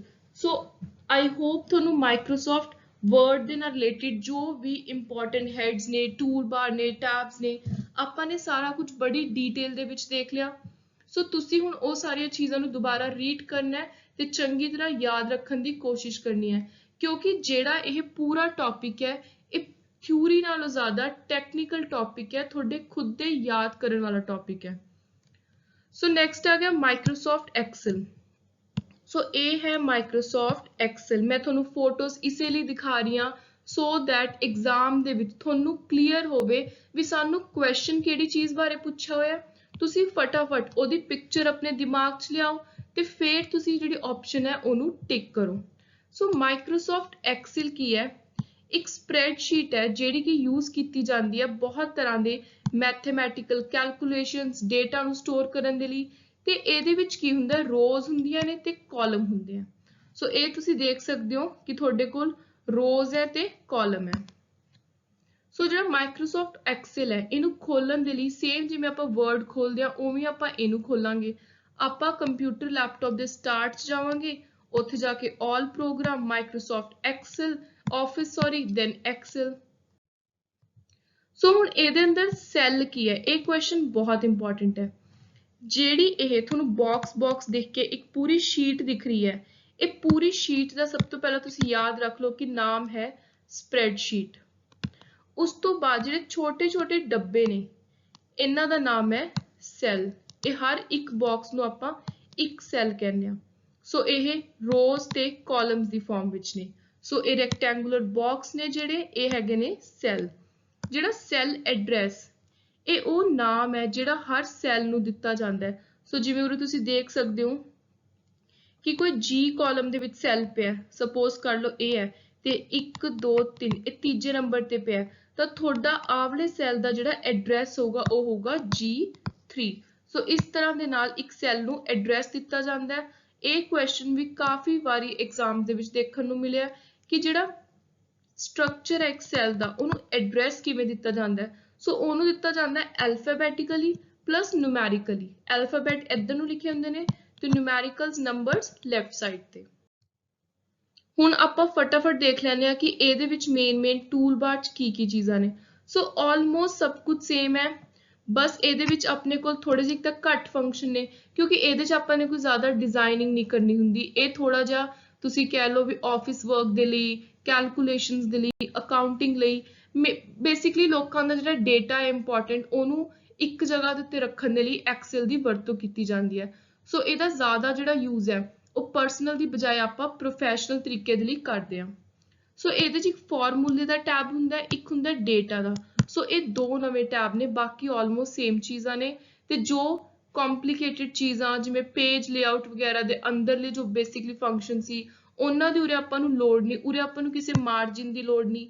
ਸੋ ਤੁਸੀਂ ਪੇਪਰ ਦੇ ਵਿੱਚ ਜਿਹੜੇ ਡਿਫਰੈਂਸ ਨੇ, ਮੈਂ ਤੁਹਾਨੂੰ ਫੋਟੋਜ਼ ਇਸੇ ਲਈ ਪ੍ਰੋਵਾਈਡ ਕਰਾਈਆਂ ਨੇ ਸੋ ਦੈਟ ਤੁਸੀਂ ਇਹ ਜਾਣ ਸਕੋ ਵੀ ਵਰਡ ਦੇ ਵਿੱਚ ਸਾਡੇ ਕੋਲ ਕਿਹੜੀਆਂ ਚੀਜ਼ਾਂ ਨੇ, ਐਕਸਲ ਦੇ ਵਿੱਚ ਕਿਹੜੀਆਂ ਨੇ। ਸੋ ਤੁਸੀਂ ਯਾਦ ਰੱਖਣਾ ਵੀ ਐਕਸਲ ਦੇ ਵਿੱਚ ਸਿਰਫ ਔਰ ਸਿਰਫ ਸਾਡੇ ਕੋਲ 8 ਚੀਜ਼ਾਂ ਨੇ। ਸੋ ਜਿਵੇਂ ਇੱਕ ਤਾਂ ਹੈ file, home, insert, page layout, formula, data, review and view. So ਹੁਣ ਤੁਸੀਂ ਜਿਹੜੇ ਨਵੀਆਂ ਚੀਜ਼ਾਂ ਨੇ, ਫਾਰਮੂਲਾ ਦਾ ਮਤਲਬ ਹੁੰਦਾ ਹੈ ਕਿ ਤੁਸੀਂ ਕਿਸੇ ਕੈਲਕੂਲੇਸ਼ਨ ਦਾ ਜਲਦੀ ਸੋਲਿਊਸ਼ਨ ਲੈਣਾ ਹੈ ਤਾਂ ਤੁਸੀਂ ਐਕਸਲ ਦੇ ਵਿੱਚ ਫਾਰਮੂਲਾ ਵਰਤ ਕੇ ਲੈ ਸਕਦੇ ਹੋ। ਸੋ ਉਸ ਤੋਂ ਬਾਅਦ ਹੈ ਮਾਈਕਰੋਸਾਫਟ ਪਾਵਰਪੁਆਇੰਟ। ਸੋ ਪਾਵਰਪੁਆਇੰਟ ਵਿੱਚ ਬੇਸਿਕਲੀ ਕੀ ਹੈ, ਸਭ ਤੋਂ ਪਹਿਲਾਂ ਤੁਸੀਂ ਇਹ ਦੇਖ ਲਓ ਵੀ ਇਹਨੂੰ ਡਿਵੈਲਪ ਕਿਹਨੇ ਕੀਤਾ, ਇਹਨੂੰ ਕ੍ਰੀਏਟ ਕਿਹਨੇ ਕੀਤਾ। ਸੋ ਇਹਨੂੰ ਕ੍ਰੀਏਟ ਕੀਤਾ ਇੱਕ ਸੌਫਟਵੇਅਰ ਕੰਪਨੀ ਨੇ ਜਿਹਦਾ ਨਾਮ ਸੀ ਫੋਰਥੌਟ ਤੇ ਇਹਦੇ ਡਿਵੈਲਪਰ ਨੇ ਰੌਬਰਟ ਗੈਸਕਿਨ ਤੇ ਡੈਨਿਸ ਆਸਟਿਨ, ਬਹੁਤ ਇੰਪੋਰਟੈਂਟ ਨੇਮ। ਦੈਨ 1987 20 ਅਪ੍ਰੈਲ ਇਸ ਦਿਨ ਇਹ ਪਹਿਲੀ ਵਾਰੀ ਰਿਲੀਜ਼ ਕੀਤੀ ਗਈ ਤੇ ਉਸ ਤੋਂ ਬਾਅਦ ਜਦੋਂ ਇਹਨੂੰ 3 ਮਹੀਨੇ ਹੀ ਹੋਏ ਸੀ ਕ੍ਰੀਏਟ ਹੋਈ ਨੂੰ, ਬਣੀ ਨੂੰ ਬਾਈ ਫੋਰਥੌਟ, ਇਹਨੂੰ ਮਾਈਕਰੋਸਾਫਟ ਨੇ ਲੈ ਲਿਆ ਸੀ ਸਿਰਫ 3 ਮਹੀਨੇ ਬਾਅਦ 1987 ਵਿੱਚ ਹੀ। ਸੋ ਉਸ ਤੋਂ ਬਾਅਦ ਮਾਈਕਰੋਸਾਫਟ ਦਾ ਜਿਹੜਾ ਪਹਿਲਾ ਵਰਜ਼ਨ ਆਇਆ ਸੀਗਾ PPT ਦਾ, ਉਹ ਆਇਆ ਸੀ 1990 ਚ ਪਾਵਰਪੁਆਇੰਟ 2.0 ਨਾਮ ਦਾ। ਸੋ ਇਹ ਬਹੁਤ ਇੰਪੋਰਟੈਂਟ ਹੈ। ਸੋ ਬੇਸਿਕਲੀ PPT ਚ ਕੀ ਹੁੰਦਾ ਹੈ, ਇਹ ਇੱਕ ਇਹੋ ਜਿਹੀ ਪ੍ਰੈਜੈਂਟੇਸ਼ਨਲ ਬੇਸਡ ਪ੍ਰੋਗਰਾਮ ਆ ਜਿਹਦੇ ਵਿੱਚ ਆਪਾਂ ਵੀਡੀਓਜ਼ ਐਡ ਕਰ ਲਓ, ਗ੍ਰਾਫਿਕ ਐਡ ਕਰ ਲਓ। ਬੇਸਿਕਲੀ ਕਿਸੇ ਦੇ ਤੱਕ ਜੇ ਆਪਾਂ ਨੇ ਕੋਈ ਇਨਫੋਰਮੇਸ਼ਨ ਪਹੁੰਚਾਉਣੀ ਹੈ ਉਹਨੂੰ ਜ਼ਿਆਦਾ ਇੰਟਰੈਕਟਿਵ, ਜ਼ਿਆਦਾ ਇੰਟਰਸਟਿੰਗ ਬਣਾਉਣ ਲਈ ਆਪਾਂ PPT ਦੀ ਵਰਤੋਂ ਕਰ ਰਹੇ ਹਾਂ। ਸੋ ਮੈਂ ਜੋ ਵੀ ਤੁਹਾਨੂੰ ਮਟੀਰੀਅਲ ਵੀਡੀਓਜ਼ ਪ੍ਰੋਵਾਈਡ ਕਰਵਾਉਣੀਆਂ ਉਹ ਸਾਰੀਆਂ PPT ਤੇ ਹੀ ਤਿਆਰ ਕੀਤੀਆਂ ਹੁੰਦੀਆਂ ਨੇ ਸੋ ਦੈਟ ਤੁਹਾਨੂੰ ਜਿਹੜਾ ਇੱਕ ਨੋਰਮਲ ਆਪਣੀ ਵਰਡ ਫਾਈਲਸ ਵਾਲਾ ਸਿਰਫ ਲਾਈਨਸ ਲਿਖ ਕੇ ਡੇਟਾ ਮਿਲਦਾ ਹੈ, ਕੰਟੈਂਟ ਮਿਲਦਾ, ਉਹ ਕਈ ਵਾਰੀ ਆਪਾਂ ਨੂੰ ਬੋਰਿੰਗ ਲੱਗਦਾ। ਸੋ PPT ਨੂੰ ਮੈਂ ਕਲਰਫੁਲ, ਜ਼ਿਆਦਾ ਆਈ ਕੈਚਿੰਗ ਬਣਾਉਣ ਦੀ ਇਸੇ ਲਈ ਕੋਸ਼ਿਸ਼ ਕਰਦੀ ਹਾਂ ਸੋ ਦੈਟ ਜਦੋਂ ਆਪਾਂ ਕੋਈ ਵੀ ਟੌਪਿਕ ਪੜ੍ਹਦੇ ਹਾਂ ਤਾਂ ਆਪਾਂ ਉਹਨੂੰ ਜ਼ਿਆਦਾ ਇੰਟਰਸਟ ਨਾਲ ਪੜ੍ਹੀਏ, ਆਪਾਂ ਉਹਦੇ ਤੋਂ ਬੋਰ ਨਾ ਹੋਈਏ। ਸੋ ਇਹਦਾ ਫਾਈਲ ਐਕਸਟੈਂਸ਼ਨ ਹੈ .ppt। ਸੋ ਆਪਾਂ ਨੇ ਵਰਡ ਦਾ ਪੜ੍ਹਿਆ ਸੀ .doc, ਸੋ ਇਹਦਾ ਹੈ .ppt। ਸੋ ਹੁਣ ਤੁਸੀਂ ਦੇਖ ਸਕਦੇ ਹੋ ਇਹ ਲੇਟੈਸਟ ਵਰਜ਼ਨ ਦੀ PPT ਹੈ। ਸੋ ਇਹਦੇ ਵਿੱਚ ਕੀ ਚੀਜ਼ਾਂ ਨੇ, ਫਾਈਲ ਹੈ, ਹੋਮ ਹੈ, ਇਨਸਰਟ ਹੈ, ਡਿਜ਼ਾਈਨ ਹੈ। ਸੋ ਨਵੀਆਂ ਚੀਜ਼ਾਂ ਤੁਹਾਨੂੰ ਉਰੇ 3 ਨਵੀਆਂ ਚੀਜ਼ਾਂ ਦੇਖਣ ਨੂੰ ਮਿਲ ਰਹੀਆਂ ਨੇ, ਟ੍ਰਾਂਜ਼ਿਸ਼ਨ, ਐਨੀਮੇਸ਼ਨ, ਸਲਾਈਡ ਸ਼ੋ। ਸੋ ਤੁਸੀਂ ਉਰੇ ਇਹ ਤਿੰਨੋਂ ਤਿੰਨੋਂ ਚੀਜ਼ਾਂ ਨੂੰ ਨੋਟ ਡਾਊਨ ਕਰ ਲੈਣਾ ਹੈ ਵੀ ਕਿਹੜੀਆਂ ਤਿੰਨ ਚੀਜ਼ਾਂ ਐਕਸਲ ਦੇ ਵਿੱਚ ਨਹੀਂ ਹੈਗੀਆਂ, ਵਰਡ ਵਿੱਚ ਨਹੀਂ ਹੈਗੀਆਂ। ਸੋ ਜਿਵੇਂ ਐਕਸਲ ਦੇ ਵਿੱਚ ਫਾਰਮੂਲਾ ਤੇ ਡੇਟਾ ਨਵੀਆਂ ਚੀਜ਼ਾਂ ਆਪਾਂ ਨੂੰ ਦੇਖਣ ਨੂੰ ਮਿਲੀਆਂ, ਉਵੇਂ ਹੀ ਉਰੇ ਆਪਾਂ ਨੂੰ ਨਵੀਆਂ ਚੀਜ਼ਾਂ ਮਿਲੀਆਂ ਟ੍ਰਾਂਜੀਸ਼ਨ, ਐਨੀਮੇਸ਼ਨ ਤੇ ਸਲਾਈਡ ਸ਼ੋ। ਸੋ ਸਲਾਈਡ ਲੇਆਊਟ ਕੀ ਹੈ? ਸਲਾਈਡ ਲੇਆਊਟ ਹੈ ਕਿ ਜਿਹੜਾ ਆਪਾਂ ਇੱਕ ਪ੍ਰੋਪਰ ਪੀਪੀਟੀ ਸਿੰਗਲ ਸਲਾਈਡ ਤਿਆਰ ਕਰਦੇ ਹਾਂ ਉਹਨੂੰ ਆਪਾਂ ਕਹਿੰਦੇ ਹਾਂ ਸਲਾਈਡ ਲੇਆਊਟ। ਤੇ ਇਹਦੇ ਵਿੱਚ ਬਹੁਤ ਸਾਰੀਆਂ ਮਲਟੀਪਲ ਆਪਸ਼ਨਸ ਹੁੰਦੀਆਂ ਨੇ ਕਿ ਕਿਵੇਂ ਆਪਾਂ ਨੇ ਇੱਕ ਪ੍ਰੈਜੈਂਟੇਸ਼ਨ ਨੂੰ ਕ੍ਰੀਏਟ ਕਰਨਾ ਹੈ। ਸੋ ਆਪਾਂ ਇਨਸਰਟ ਵਾਲੀ ਚੀਜ਼ ਦੇ ਵਿੱਚ ਜਾਵਾਂਗੇ, ਆਪਣੇ ਕੋਲ ਇੱਕ ਖਾਲੀ ਸਲਾਈਡ ਲੇਆਊਟ ਆਜੂ, ਉਹਨੂੰ ਹੁਣ ਇੰਟਰਸਟਿੰਗ ਬਣਾਉਣ ਲਈ ਆਪਾਂ ਉਹ 'ਚ ਕਲਿੱਪ ਆਰਟ ਐਡ ਕਰ ਸਕਦੇ ਹਾਂ, ਵੀਡੀਓ ਐਡ ਕਰ ਸਕਦੇ ਹਾਂ, ਆਡੀਓ ਐਡ ਕਰ ਸਕਦੇ ਹਾਂ। ਸੋ ਫਿਰ ਹੈ ਸਲਾਈਡ ਡਿਜ਼ਾਈਨ। डिजाइन कैटेगरी च जाओगे तो ਤੁਹਾਨੂੰ बहुत सारे अलग-अलग तरह के डिजाइन, थीम बेस्ड डिजाइन मिल जाएंगे। ਤੁਸੀਂ जिस टॉपिक ते प्रेजेंटेशन तैयार करनी है ਉਹਨੂੰ रिलेटेड ਤੁਹਾਡੇ ਕੋਲ ਚੀਜ਼ਾਂ ਆ ਜਾਣਗੀਆਂ। ਉਸ ਤੋਂ ਬਾਅਦ ਹੈ ਐਨੀਮੇਸ਼ਨ। ਐਨੀਮੇਸ਼ਨ ਦੇ ਵਿੱਚ ਕੀ ਹੁੰਦਾ, ਜੇ ਤੁਸੀਂ ਕੋਈ ਹੋਰ ਚੀਜ਼ ਐਡ ਕਰਨੀ ਹੈ, ਕੋਈ ਤੁਸੀਂ ਕਾਰਟੂਨ ਐਡ ਕਰਨੇ ਨੇ, ਕੋਈ ਪਾਰਟਿਕੂਲਰ ਟੌਪਿਕ ਰਿਲੇਟਡ ਤੁਸੀਂ ਐਨੀਮੇਸ਼ਨ ਤਿਆਰ ਕਰਨੀ ਹੈ, ਕੋਈ ਡਰਾਇੰਗ ਐਡ ਕਰਨੀ ਹੈ, ਸੋ ਉਹ ਤੁਸੀਂ ਐਨੀਮੇਸ਼ਨ ਕੈਟੇਗਰੀ ਦੇ ਵਿੱਚ ਜਾ ਕੇ ਐਡ ਕਰ ਸਕਦੇ ਹੋ। ਸੋ ਹੁਣ ਤੁਸੀਂ ਦੇਖ ਸਕਦੇ ਹੋ ਕਿ ਇਹ ਮੈਂ ਇਨਸਰਟ ਜਦੋਂ ਖੋਲਿਆ ਤਾਂ ਇਨਸਰਟ ਦੇ ਅੰਦਰ ਤੁਸੀਂ ਸਕਰੀਨਸ਼ਾਟ ਐਡ ਕਰ ਦਿਓ, ਕੋਈ ਫੋਟੋ ਐਲਬਮ ਐਡ ਕਰ ਦਿਓ, ਆਨਲਾਈਨ ਪਿਕਚਰ ਜਾਂ ਫਿਰ ਸਿੰਪਲ ਪਿਕਚਰ। ਸੋ ਉਸ ਤੋਂ ਬਾਅਦ ਜਿਹੜਾ ਐਨੀਮੇਸ਼ਨ ਟੈਬ ਹੈ ਤੁਸੀਂ ਦੇਖ ਸਕਦੇ ਹੋ ਕਿ ਇਹਦੇ ਵਿੱਚ ਕਿੰਨੀਆਂ ਸਾਰੀਆਂ ਤੁਹਾਡੇ ਕੋਲ ਆਪਸ਼ਨ ਆ ਗਈਆਂ। ਈਵਨ ਤੁਹਾਡੇ ਕੋਲ ਟਾਈਮ ਵੀ ਹੁੰਦਾ ਕਿ ਤੁਸੀਂ ਇੰਨੇ ਟਾਈਮ ਤੇ ਆਪਣੀ ਇੱਕ ਸਲਾਈਡ ਸਟਾਰਟ ਕਰਨੀ ਹੈ, ਇੰਨੇ ਟਾਈਮ ਤੇ ਤੁਹਾਡੀ ਖਤਮ ਹੋ ਜਾਵੇ। ਸੋ ਇਹ ਬਹੁਤ ਸਾਰੀਆਂ। ਤੇ ਐਨੀਮੇਸ਼ਨ ਦੇ ਵਿੱਚ ਕੀ ਹੁੰਦਾ, ਤੁਸੀਂ ਕਈ ਵਾਰੀ ਦੇਖਿਆ ਹੋਊਗਾ ਕਿ ਫੇਡ ਹੋ ਜਾਂਦੀ ਹੈ ਕੋਈ ਸਲਾਈਡ ਜੋ ਦੂਜੀ ਆਉਣ ਲੱਗਦੀ ਹੈ ਜਾਂ ਫਿਰ ਜ਼ੂਮ ਆਊਟ ਹੋ ਕੇ ਨਿਕਲਦੀ ਹੈ। ਸੋ ਇਹ ਸਾਰਾ ਕੁਝ ਐਨੀਮੇਸ਼ਨ 'ਚ ਹੁੰਦਾ ਹੈ। ਦੈਨ ਉਸ ਤੋਂ ਬਾਅਦ ਹੈ ਡਿਜ਼ਾਈਨ। ਸੋ ਇਹ ਤੁਸੀਂ ਦੇਖ ਸਕਦੇ ਹੋ ਡਿਜ਼ਾਈਨਸ। ਸੋ ਜਿਵੇਂ ਮੈਂ ਪੀਪੀਟੀ ਤੁਹਾਡੇ ਲਈ ਤਿਆਰ ਕਰਦੀ ਹਾਂ ਤਾਂ ਮੋਸਟਲੀ ਇਹਨਾਂ ਡਿਜ਼ਾਈਨ ਦੇ ਵਿੱਚੋਂ ਹੀ ਤਿਆਰ ਕਰਦੀ ਹਾਂ। ਸੋ ਤੁਸੀਂ ਡਿਜ਼ਾਈਨ ਤੇ ਜਾਣਾ ਹੈ, ਤੁਸੀਂ ਉੱਥੇ ਕੋਈ ਵੀ ਥੀਮ ਆਪਣੀ ਮਰਜ਼ੀ ਦਾ ਆਪਸ਼ਨ ਚੂਜ਼ ਕਰਨਾ ਹੈ। ਸੋ ਜੋ ਤੁਹਾਡੇ ਕੋਲ ਕਲਰ ਅਵੇਲੇਬਲ ਹੈ ਤੁਸੀਂ ਉਹਨਾਂ ਦਾ ਕਲਰ ਬਦਲ ਵੀ ਸਕਦੇ ਹੋ। ਦੈਨ ਉਸ ਤੋਂ ਬਾਅਦ ਤੁਸੀਂ ਉੱਪਰ ਟਾਈਟਲ ਦੇਣਾ, ਸਾਈਡ ਤੇ ਤੁਹਾਡਾ ਟਾਈਟਲ ਆਵੇ, ਵਿੱਚ ਤੁਹਾਡਾ ਸਟਰਕਚਰ ਆਵੇ। ਉਹਦੇ ਲਈ ਤੁਸੀਂ ਕੰਟੈਂਟ ਨੂੰ ਬਦਲਣ ਦੇ ਲਈ ਲੇਆਊਟ ਆਪਸ਼ਨ ਵਿੱਚ ਜਾ ਕੇ ਇਹਨਾਂ ਦੇ ਵਿੱਚੋਂ ਕੋਈ ਵੀ ਆਪਸ਼ਨ ਚੂਜ਼ ਕਰ ਸਕਦੇ ਹੋ। ਸੋ ਇਹ ਸੀ ਆਪਣਾ ਸਾਰਾ ਟੌਪਿਕ ਜਿਹਦੇ ਵਿੱਚ ਸਭ ਤੋਂ ਜ਼ਿਆਦਾ ਆਪਾਂ ਨੇ ਮੇਨ ਫੋਕਸ ਦਿੱਤਾ ਵਰਡ ਤੇ, ਕਿਉਂਕਿ ਮਾਈਕਰੋਸਾਫਟ ਵਰਡ ਬਹੁਤ ਜ਼ਿਆਦਾ ਇੰਪੋਰਟੈਂਟ ਹੈ ਇਹ ਪੂਰੇ ਟੌਪਿਕ ਵਿੱਚੋਂ। ਤੇ ਉਸ ਤੋਂ ਬਾਅਦ ਆਪਾਂ ਨੇ ਐਕਸਲ ਤੇ ਪਾਵਰਪੁਆਇੰਟ ਇਹਨਾਂ ਦਾ ਪੂਰੀ ਚੰਗੀ ਤਰ੍ਹਾਂ ਡੀਪਲੀ ਐਨਾਲਾਈਜ਼ ਕਰ ਲਿਆ ਵੀ ਕਿਹੜੀਆਂ-ਕਿਹੜੀਆਂ ਚੀਜ਼ਾਂ ਨੇ, ਕਿਹੜੇ ਫੀਚਰ ਨੇ ਜਿਹੜੇ ਵਰਡ ਦੇ ਵਿੱਚ ਨਹੀਂ ਹੈ, ਇਹਨਾਂ ਵਿੱਚ ਨਵੇਂ ਨੇ। ਸੋ ਤੁਸੀਂ ਇਹ ਜਦੋਂ ਟੌਪਿਕ ਤਿਆਰ ਕਰਨਾ ਤਾਂ ਜ਼ਿਆਦਾ ਐਮਫੈਸਿਸ ਦੇਣਾ ਹੈ ਪਿਕਚਰਸ ਦੇ ਉੱਤੇ। ਸੋ ਜੋ ਵੀ ਮੈਂ ਪਿਕਚਰ ਸ਼ਾਰਟਕਟ ਵਿੱਚ ਐਡ ਕੀਤੇ ਨੇ ਤੁਸੀਂ ਉਹਨਾਂ ਦਾ ਇੱਕ-ਇੱਕ ਜਿਹੜਾ ਟੂਲ ਬਾਰ ਹੈ ਉਹਦਾ ਨਾਮ ਪੜ੍ਹ ਕੇ ਉਹਦੇ ਫੰਕਸ਼ਨ ਨੂੰ ਸਮਝਣ ਦੀ ਕੋਸ਼ਿਸ਼ ਕਰਨੀ ਹੈ। ਸੋ ਹੁਣ ਆਪਾਂ ਥੋੜੇ ਜਿਹੇ MCQ ਕਰ ਲੈਂਦੇ ਹਾਂ। ਸੋ ਪਹਿਲਾ ਹੈ how can you open the column dialog box. So ਜੇ ਤੁਸੀਂ ਕਾਲਮ ਡਾਇਲੌਗ ਬਾਕਸ ਖੋਲਣਾ ਤਾਂ ਉਹਦੇ ਲਈ ਕਿਹੜੀ ਕੀ ਵਰਤੋਂਗੇ। ਸੋ ਉਹਦੇ ਲਈ ਆਪਾਂ ਵਰਤਾਂਗੇ Alt+O+C। ਨੈਕਸਟ ਹੈ what is the default alignment in MS Word। MS Word ਦੇ ਵਿੱਚ default alignment ਜਿਹੜੀ ਕਿ ਆਪਣੇ ਕੋਲ by default ਮਤਲਬ ਕਿ ਆਪਣੇ ਕੋਲ ਜਿੱਥੋਂ ਅੱਖਰ ਸ਼ੁਰੂ ਹੁੰਦੇ ਨੇ ਸੋ ਉਹ ਹਮੇਸ਼ਾ ਹੁੰਦੇ ਨੇ ਲੈਫਟ ਸਾਈਡ ਤੋਂ। ਤੁਸੀਂ ਦੇਖਿਆ ਹੋ MS Word ਦੇ ਵਿੱਚ ਜਿਹੜੀ by default ਇਹਦਾ ਮਤਲਬ ਹੈ ਕਿ ਜਿਹੜੀ ਆਲਰੇਡੀ ਆਪਣੇ ਕੋਲ ਫੌਂਟ ਹੁੰਦਾ, ਅਲਾਈਨਮੈਂਟ ਹੁੰਦੀ ਹੈ ਉਹ ਹਮੇਸ਼ਾ ਖੱਬੇ ਪਾਸੇ ਵਾਲੀ ਹੁੰਦੀ ਹੈ, ਲੈਫਟ। ਨੈਕਸਟ ਹੈ the address that is obtained by combination of row and column। ਸੋ ਜਿਹੜਾ ਐਡਰੈਸ ਰੋ ਤੇ ਕਾਲਮ ਇਹਨਾਂ ਦੇ ਕੰਬੀਨੇਸ਼ਨ ਦੇ ਨਾਲ ਆਉਂਦਾ ਸੋ ਉਹ ਕਿੱਥੇ ਆਉਂਦਾ, ਪਹਿਲੀ ਚੀਜ਼ ਸੈੱਲ ਵਿੱਚ ਆਉਂਦਾ ਤੇ ਉਸ ਐਡਰੈਸ ਦਾ ਨਾਮ ਕੀ ਹੈ, ਸੈੱਲ ਐਡਰੈਸ। ਆਪਾਂ ਨੇ ਐਕਸਲ ਦੇ ਅੰਦਰ ਪੜ੍ਹਿਆ। ਸੋ ਨੈਕਸਟ ਹੈ ਕਿਹੜੀ ਆਪਸ਼ਨ ਹੈ ਜਿੱਥੇ ਪੇਜ ਬਾਰਡਰ ਹੁੰਦਾ ਹੈ MS ਐਕਸਲ ਸਪਰੈਡਸ਼ੀਟ ਦੇ ਅੰਦਰ। ਸੋ ਮੈਂ ਤੁਹਾਨੂੰ ਆਲਰੇਡੀ ਇੱਕ ਕੁਐਸਚਨ ਕਲੀਅਰ ਕਰਤਾ ਸੀ ਜਦੋਂ ਆਪਾਂ ਨੇ MS ਐਕਸਲ ਕੀਤਾ ਕਿ ਆਪਾਂ ਨੂੰ ਐਕਸਲ ਸ਼ੀਟ ਦੇ ਵਿੱਚ ਕੋਈ ਮਾਰਜਿਨਸ ਦੀ, ਕੋਈ ਬਾਰਡਰਸ ਦੀ ਲੋੜ ਨਹੀਂ। ਸੋ ਇਸ ਲਈ ਉੱਥੇ ਜਿਹੜੀ ਪੇਜ ਬਾਰਡਰ ਵਾਲੀ ਆਪਸ਼ਨ ਹੈ ਉਹ ਹੁੰਦੀ ਨਹੀਂ। ਸੋ ਆਪਾਂ ਨੇ ਇਹਦਾ ਸਹੀ ਆਨਸਰ ਹੈ page border cannot be added in Excel worksheet। Next है how many maximum slides can be added to a PPT। ਇੱਕ PPT ਵਿੱਚ ਕਿੰਨੀਆਂ ਜ਼ਿਆਦਾ ਆਪਾਂ slides add ਕਰ ਸਕਦੇ ਹਾਂ। ਸੋ ਇਹਦਾ ਕੋਈ ਵੀ ਫਿਕਸ ਨੰਬਰ ਨਹੀਂ ਹੈ, ਕਿਉਂਕਿ ਜੇ ਫਿਕਸ ਨੰਬਰ ਹੁੰਦਾ ਆਪਾਂ ਪੜ੍ਹ ਲੈਂਦੇ ਉਹਨੂੰ ਆਪਣੇ ਕੰਟੈਂਟ ਵਿੱਚ। So it means there is no fixed number.